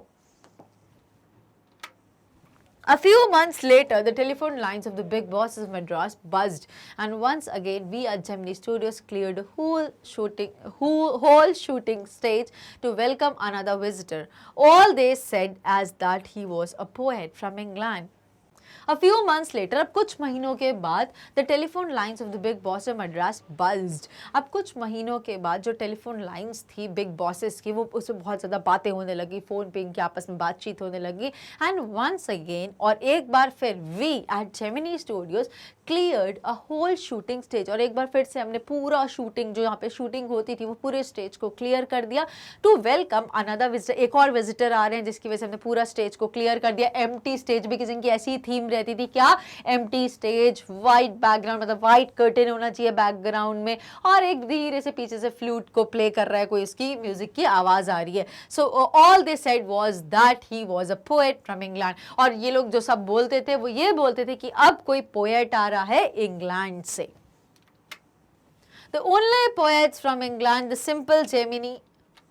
the only poets from England, the simple Gemini staff knew or heard of were Wordsworth and Tennyson. The more literate ones knew of Keats, Shelley and Byron, and one or two might have faintly come to know of someone by the name of Eliot, who was a poet visiting the Gemini Studios now. तो उस समय के जितने भी poets थे, उनको इन सब के नाम पता थे। आपने 12th में इनकी पोम्स भी पढ़ी होंगी, या 11th में पढ़ी हैं, 10th में तो ज़रूर पढ़ी हैं। So the only poet from England, the simple Gemini staff, जो बहुत ही सिंपल से, जो डिसेंट से, खादी वाले जो वस्त्र धारण करते थे जेमिनी स्टूडियो के लोग, वो सिर्फ उन्हें हार्डली इनके नाम सुने थे या वो जानते थे of were William Wordsworth, Tennyson, और कुछ और जो थोड़े और जो पढ़े लिखे थे, उनको थोड़ी लिटरेचर की अच्छी नॉलेज थी, जो काफ़ी लिटरेट थे, उनको जॉन कीट्स के बारे में पता था, शेली के बारे में पता था, बायरन के बारे में पता था, और एक आध जो दो थे उनको थोड़ा रफ आइडिया था about somebody with the name of Eliot. तो इन पोएट्स की जानकारी उन लोगों को थी। अब ये जो थे एलियट, यही वो पोएट थे जो इस बार जेमिनी स्टूडियोज में विजिट कर रहे हैं from England. He is not a poet, he is an editor. अब ये कोई एक पोएट नहीं, ये क्या है? एडिटिंग करते हैं, एडिटर हैं by profession. That is why the boss is giving him a big reception. इसीलिए तो जो मिस्टर एस वॉसन है, जो जेमिनी स्टूडियोज के जो डायरेक्टर है, जो ओनर, जो फाउंडर है, वो इतना ग्रैंड वेलकम दे रहे हैं एडिटर को। Vasan was also the editor of the popular Tamil weekly Ananda Vikatan. So अब जो मिस्टर एस वॉसन थे, जेमिनी स्टूडियोज के जो ओनर थे, फाउंडर थे, he was also, ये भी एक एडिटर थे एक पॉपुलर तमिल वीकली, मतलब जो वीकली जो मैगजीन आती है तमिल में, आनंदा विकटन, ये उसके एक एडिटर थे। He wasn't the editor of any of the known names of British publication in Madras, that is those known at the Gemini Studios. अब यहाँ पे बोल रहे हैं कि ये कोई he wasn't the editor of any of the known names of British publications in Madras. अब मद्रास में जितने भी ब्रिटिश पब्लिकेशंस की जो मैगजीन आती थी, उनमें किसी में भी इनका नाम नहीं था, मतलब उनके किसी भी के भी ये एडिटर नहीं थे। Those known at the Gemini Studio, जो जेमिनी स्टूडियोज में जाने जाते हैं, उनको ये पता था कि he wasn't the editor of any of the known names of British publication. जितनी भी ब्रिटिश पब्लिकेशन, ब्रिटिश की जो जर्नल्स या मैगजीन्स आती हैं, उनमें किसी भी जाने माने नाम में इनका नाम नहीं है। जो जेमिनी स्टूडियोज में थे, उनको ऐसा लगता था। Since the top men of the Hindu were taking the initiative, the surmise was that the poet was the editor of a daily, but not from the Manchester Guardian or the London Times. That was all that even the most well-informed among us knew. अब यहाँ पे surmise means guess or suspect. Since the top men of the Hindu, मतलब the Hindu news के paper के बारे में बात हो रही, तो जो टॉप मैन था द हिंदू का, दे वर टेकिंग द इनिशिएटिव, वो भी इनिशिएटिव्स ले रहे थे, वो भी कुछ पहल कर रहे थे. The surmise, the guess was that, वो भी ये एक्सपेक्ट कर रहे थे, ये सस्पेक्ट कर रहे थे या एक्सपेक्ट कर रहे थे, that was that the poet, ये जो पोएट आ रहे हैं इंग्लैंड से, was the editor of a daily, but not from the Manchester guardian या लंदन टाइम्स की नहीं है ये कोई. That was all that even the most well informed among us know. जो एक सबसे वेल इन्फॉर्म्ड पर्सन था, जो बहुत ही, जिसको सब चीजें पता चल रहती थी, जो बहुत ही वेल इन्फॉर्म्ड था, जो बहुत सूचित अपडेटेड पर्सन था, उसमें को भी बस इतना ही पता था कि वो एक एक्सपेक्ट कर रहे थे या एक ऐसा गेस कर रहे थे दैट द पोएट एक एडिटर है डेली जो पेपर या मैगजीन, डेली जो न्यूज़पेपर होते हैं उनके कोई एडिटर है, but not from the Manchester guardian से नहीं है या फिर वो लंदन टाइम्स के भी नहीं है. सिर्फ इतनी इंफॉर्मेशन पता थी मोस्ट इन्फॉर्म्ड पर्सन को भी. At last, around 4 in the afternoon, the poet or the editor arrived. और क्या होता है लास्ट में 4 बजे के लगभग, in the afternoon, around 4 in the afternoon, मतलब दोपहर तो खत्म हो जाती है, 4 के बाद की बात कर रहे हैं. The poet, जो एडिटर भी है, वो फाइनली आ जाए, जो इंग्लैंड से आने वाले थे, जिनका बहुत ग्रैंड वेलकम दे रहे थे mister S Vasan Gemini studios में, तो फाइनली वो आ जाते. He was a tall man, very English, वो एक लंबे चौड़े इंसान थे, वेरी इंग्लिश, बिल्कुल अंग्रेजों जैसे गोरे गोरे दिखते थे, very serious and of course very unknown to all of us. बहुत ही सीरियस थे, मतलब बिल्कुल ऐसे टाई कोट ब्लेजर पहन के बिल्कुल आए थे और बहुत ही फॉर्मल एटीट्यूड में, बहुत इंग्लिश एक्सेंट में लोगों से बात कर रहे थे, बहुत सीरियस दिख रहे थे, and of course very unknown to all of us. And of course बिल्कुल पते की बात है कि हम लोगों में से कोई भी उनको जानता नहीं था. Battling with half a dozen pedestal fans on the shooting stage, the boss read out a long speech. अब battling with half a dozen pedestal fans. अब half a dozen मतलब कितने थे, dozen is 12, अब इसका half is 6, तो battling with half a dozen pedestal fans, तो लगभग 6 फैंस थे शूटिंग स्टेज में. मतलब जब वो जो एडिटर या जो पोएट, जो डेली के एडिटर थे, वो जब स्टेज पे आए तो उनके साथ लगभग 6 उनके फैंस भी आए, पेडिस्टल फैंस थे उनके साथ स्टेज पे. The boss read out a long speech, और फिर boss that is S Vasan एक लंबी सी स्पीच रीड करते हैं. It was obvious that he too knew precious life about the poet or the editor. इससे पता चलता है कि उनको let me clear the board first. हाँ, अब इससे obviously पता चलता है that he too, मतलब मिस्टर एस वासन को भी he knew precious little about the poet or the editor. तो उनको भी बहुत थोड़ा ही पता था, बहुत खास इंफॉर्मेशन थी, खास चीज़ें पता थी इन पोएट या एडिटर के बारे में. The speech was all in the most general terms, but here and there it was peppered with words like freedom and democracy. अब ये जो स्पीच थी वो बहुत ही जनरल टर्म्स में थी, बट हर कभी इधर कभी जहाँ पर भी आप, मतलब हर थोड़ी देर में it was peppered with words like freedom and democracy. But कुछ जो मिस्टर एस वासन बोल रहे थे, बार बार उनकी स्पीच में डेमोक्रेसी, फ्रीडम बार बार सुनने को आ रहा था. देन द पोएट स्पोक, और फिर पोएट जो इंग्लैंड से आए हैं या फिर वो एडिटर, फिर उन्होंने बोला, he couldn't have addressed a more dazed and silent audience. उन्होंने आज से पहले इतनी ज़्यादा अमेज्ड और इतनी ज़्यादा साइलेंट ऑडियंस को कभी एड्रेस नहीं करा. No one knew what he was talking about and his accent defeated any attempt to understand what he was saying.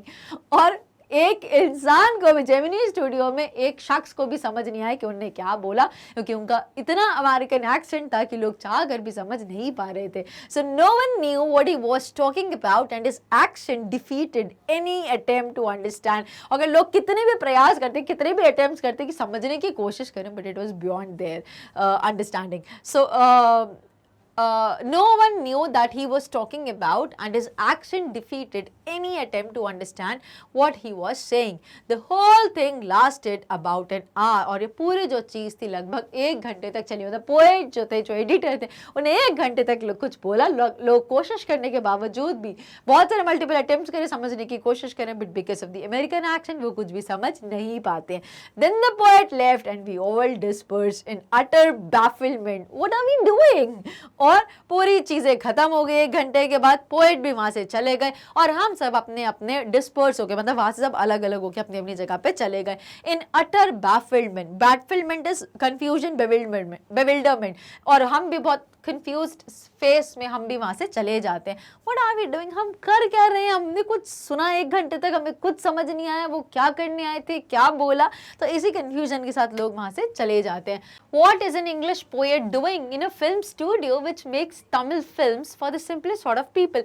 अब सब लोग इतने कंफ्यूज्ड हैं कि उनको समझ नहीं आ पा रही. एक इंग्लिश पोएट और एडिटर एक जेमिनी स्टूडियो में जो सिर्फ तमिल फिल्म्स बनाती है, वो भी सिर्फ सिंपल लोगों के लिए, तो वो इंसान यहाँ पे क्या करने आए? उनको कुछ समझ नहीं आया. People whose life lest afforded them the possibility of cultivating a taste for English poetry. जहाँ पे लोगों की जो लाइफ है वो इतना ही अफोर्ड नहीं कर पाती उनको कि उनको अपॉर्चुनिटी दे या उनके कुछ पॉसिबिलिटी ऑफ कि एक इंग्लिश लैंग्वेज, इंग्लिश पोएट्री के लिए वो टेस्ट डेवलप कर सके. उनको इतनी पॉसिबिलिटीज नहीं होती हैं. तो वहाँ पे ये शख्स पर्सन क्या करने आए हैं? People were this much confused, और अभी तक कंफ्यूजन थी. The poet looked pretty baffled too. और जो पोएट थे वो भी अच्छे खासे कंफ्यूज्ड लग रहे थे. For he too must have felt the sheer incongruity of his talk about the thrills and trivials of an English poet. Because उनको भी उन्होंने भी फील तो कर लिया होगा. Because for he too must have felt the sheer incongruity of his talk about the thrills and trivials of an English poet. क्योंकि वो भी समझ गए थे कि मैं जो बीइंग एन इंग्लिश पोएट जो मैं बातें करने वाला हूँ वो इन जेमिनी स्टूडियोज के लोगों के लिए कहाँ से कहाँ तक रेलेवेंस रखती हैं. So his visit remain N unexplained mystery. और इन पोएट या एडिटर की इंग्लिश जो इंग्लैंड के पोएट या एडिटर की जो विजिट थी जेमिनी स्टूडियोज में, इट वाज अनएक्सप्लेन्ड मिस्ट्री. वो एक रहस्य था जो रहस्य रह गया. Now, the great prose writers of the world may not admit it, but my conviction grows stronger day after day that prose writing is not and cannot be the true pursuit of a genius. लेकिन अशोका मित्रन यहाँ पे बोलते हैं the great prose writer, जो prose इस पूरी बड़ी बड़ी जो स्टोरीज को लिखने वाले होते हैं around the world, they mean हो सकता है वो इस बात को admit ना करें, but my conviction grows stronger day after day. But मेरा जो बहुत स्ट्रॉन्ग कन्विक्शन है, जो मुझे बहुत श्योरिटी से लग रही है चीज, दैट हर दिन पर दिन वो और स्ट्रॉन्ग होती जा रही है, दैट प्रोज राइटिंग, जो स्टोरी राइटिंग होती है, is not and can not be the true pursuit of a genius. Pursuit means hobby और एक्टिविटी. जो एक सही जीनियस होता है, that my conviction grow stronger day after day that pros writing is not and can not be the true pursuit of a genius. एक genius का एक सही हॉबी नहीं है, ना वो हो सकती है एक अच्छी story writing. Because that is all about creativity and all. It is for the patient, persistent, persevering drudge with a heart so shrunken that nothing can break it. Rejection slips don't mean a thing to him. He at once sets about making a fresh copy of the long prose piece and sends it on to another editor, enclosing postage for the return of the manuscript. अब यहाँ पे क्या बोले? It is for the patient, persistent, patience, धैर्य होना चाहिए, सब्र होना चाहिए, persistent, be going on, लगातार करते रहना, quit नहीं करना, never give up, persevering drudge. What is persevering? Continuing in a course of action despite difficulty or delay in achieving this aspect. बस करते हैं, लगातार निरंतर प्रयास करते ही रही, जो मर्जी रिजल्ट हो. drudge is a person made to do hard, menial or dull work. जो भले कितना ही लो टास्क क्यों ना हो, बस उसको कड़ी मेहनत से, शिद्दत से, दिल से बस लगातार करते ही रहो. विद हार्ट सो shrunken, जिसमें दिल इतना श्रंक हो जाए that nothing can break it, कि कोई भी चीज़ इसको तोड़ ना सके। Rejection slips don't mean a thing to him, और जितने भी रिजेक्शन है वो आए और ऐसे ही वहाँ से चले जाएं और उस इंसान को उस चीज़ से कोई भी इफेक्ट ना हो। He at once sets about making a fresh copy of the long prose piece and that person जो प्रोज राइटिंग करता है, he should at once sets about making फिर भी he should set a fresh copy of the long prose piece, जो एक लंबी लंबी जो स्टोरी लिखते हैं उनको उसकी एक फ्रेश कॉपी बनानी चाहिए and send it on to the another editor, और दूसरे एडिटर को भेज देनी चाहिए एंक्लोजिंग पोस्टेज लगाना, जो भी हम पोस्ट करते हैं उस पोस्टेज लगाना होता है for the return of the manuscript. What is manuscript? An author's handwritten और type text that has not yet been published, कि एक ने नहीं एक्सेप्ट करा दूसरा एक्सेप्ट करेगा, एक ने स्टोरी एक्सेप्ट नहीं करी एक ने अप्रूव नहीं करी दूसरा करेगा। तो इन द होप कि उनको लगातार ये काम करते रहना चाहिए without any fail and without getting any disappointment. It was for such people that The Hindu had published a tiny announcement in an insignificant corner of an unimportant page, a short story contest organized by a British periodical by the name The Encounter. Of course, The Encounter wasn't a known commodity among the Gemini literati. अब यहाँ पे क्या बोला गया है कि it was, और ऐसे ही लोगों के लिए हिंदू ने पब्लिश करा था, एक छोटी सी अनाउंसमेंट पब्लिश करी थी, एक बहुत ही मतलब जो अनइम्पोर्टेंट पेज होता है, जो पेज को बहुत ज्यादा लोग नहीं पढ़ते, और उसके इनसिग्निफिकेंट कॉर्नर मतलब जहाँ पे लोगों की नजर तक पेज में ही नजर नहीं जाती, फिर उसके उस पेज अनइम्पोर्टेंट पेज के इनसिग्निफिकेंट कॉर्नर में एक छोटी सी टाइनी सी अनाउंसमेंट उन्होंने पब्लिश करी थी द हिंदू में, और वैसे लोगों के लिए थी। A short story contest organise किया गया था by a British periodical by the name the Encounter. Of course the Encounter wasn't a known commodity among the Gemini literati, and of course ये एनकाउंटर के बारे में बहुत सारे लोग जो जेमिनी स्टूडियो में थे उनको बहुत ज़्यादा इसके बारे में नहीं पता थी। What is Gemini literati? That is well educated people who are interested in literature, जिनको लिटरेचर में बहुत ज़्यादा इंटरेस्ट था, जो जेमिनी स्टूडियोज में काम करते थे, काफ़ी लिटरेट थे, उन लोगों को एनकाउंटर के बारे में ज़्यादा कुछ पता नहीं था। I wanted to get an idea of the periodical before I spent a considerable sum in postage sending a manuscript to England. अब अशोका मित्रन यहाँ पे बोलते हैं I also wanted to get an idea of the periodical. मैं भी उस periodical के बारे में जो होने वाला है उसके बारे में थोड़ा आइडिया लेना चाहता था। I spent a considerable sum in postage, और मैंने भी काफ़ी अच्छा खासा अमाउंट लगा दिया पोस्टेज पे, सेंडिंग अ मैन्यूस्क्रिप्ट जो हैंड रिटन स्क्रिप्ट होती है ओरिजिनल इंग्लैंड भेजने के लिए। In those days the British Council Library had an entrance with no long-winded signboards and notices to make you feel you were sneaking into a forbidden area. तब वो बता रहे हैं उस समय की बात है जब ब्रिटिश काउंसिल की जो लाइब्रेरी हुआ करती थी, they had an entrance जहाँ पे लंबी लंबी वाइंडेड साइन बोर्ड्स नहीं थे कि यहाँ पर ये है यहाँ पर ये है, साइलेंस प्लीज टर्न, ये सब नहीं बताया गया था, और ना ही यहाँ वहाँ पे नोटिसेस होते थे to make you feel you were sneaking into a forbidden area, और ना ही आपको ये बताया जाए कि आप ऐसे एरिया में झांक रहे हो जहाँ पे आपको झांकना मना है। And there were copies of the encounter lying about in various degrees of freshness, almost untouched by readers. When I read the editor's name, I heard a bell ringing in my shrunken heart.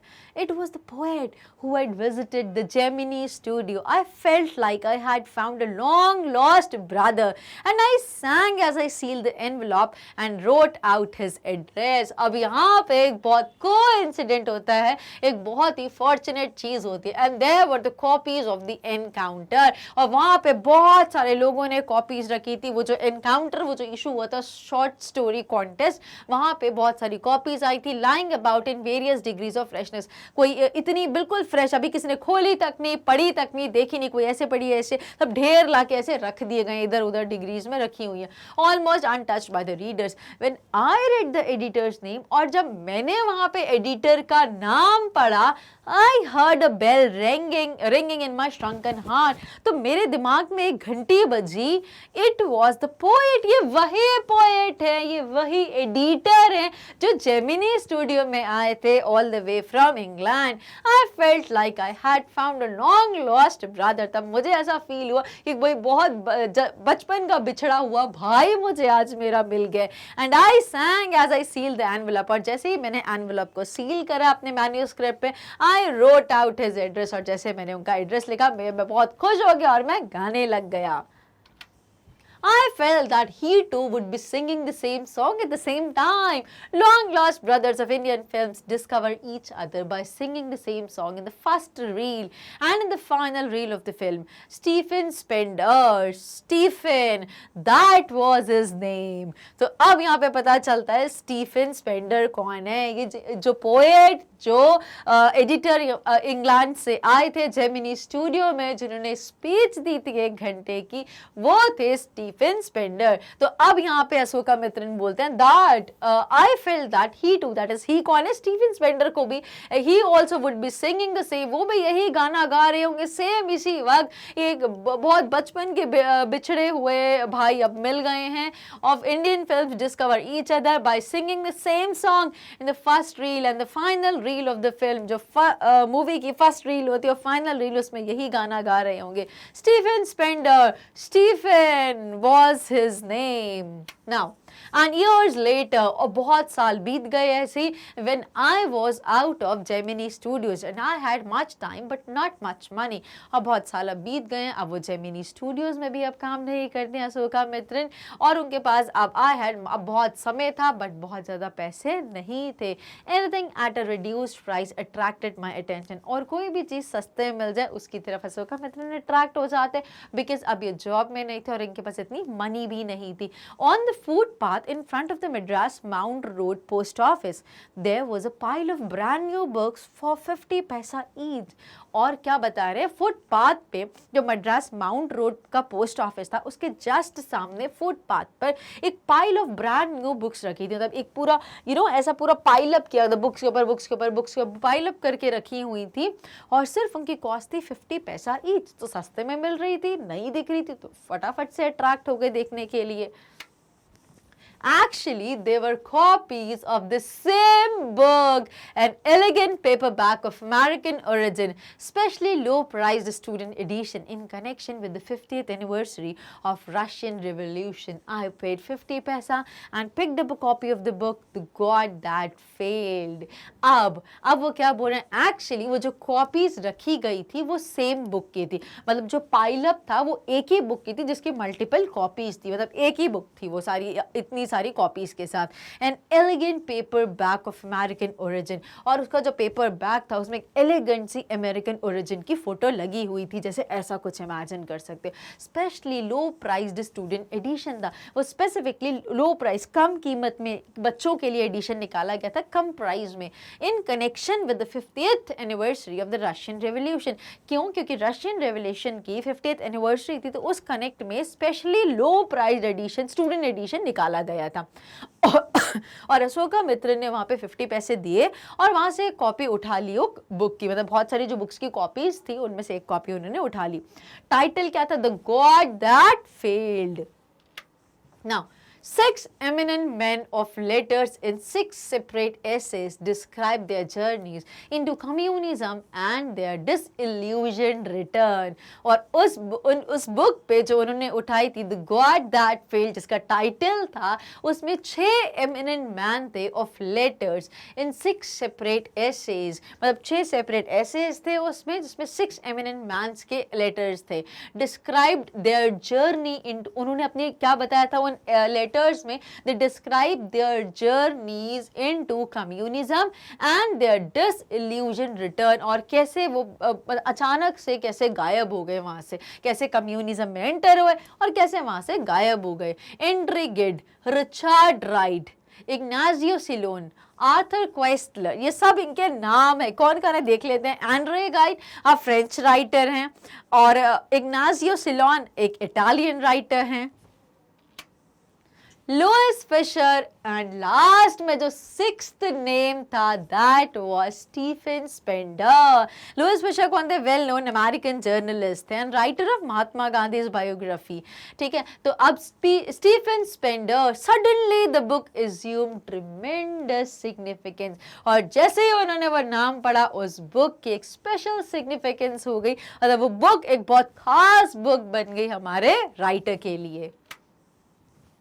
Stephen Spender, the poet who had visited Gemini Studios, in a moment I felt a dark chamber of my mind lit up by a hazy illumination. The reaction to Stephen Spender at Gemini Studios was no longer a mystery. The boss of the Gemini Studios may not have much to do with Spender's poetry, but not with his God that failed. और अब यहाँ पे बहुत important बात बोली गई है कि स्टीफन स्पेंडर कौन थे? पोएट थे, एडिटर थे, जिन्होंने जेमिनी स्टूडियोज को विजिट करा था, और एक पल के लिए अशोका मित्रन को लगता I felt a dark chamber of my mind lit up, मतलब मेरे दिमाग में जो अंधेरा था, जो मिस्ट्री चल रही थी कि कौन है, क्या रहस्य है इनके आने का, क्या वजह है इनके आने की, और क्या इन्होंने स्पीच दी, वो सारी चीजें लिट अप हो गई बाय अ हेजी इल्यूमिनेशन।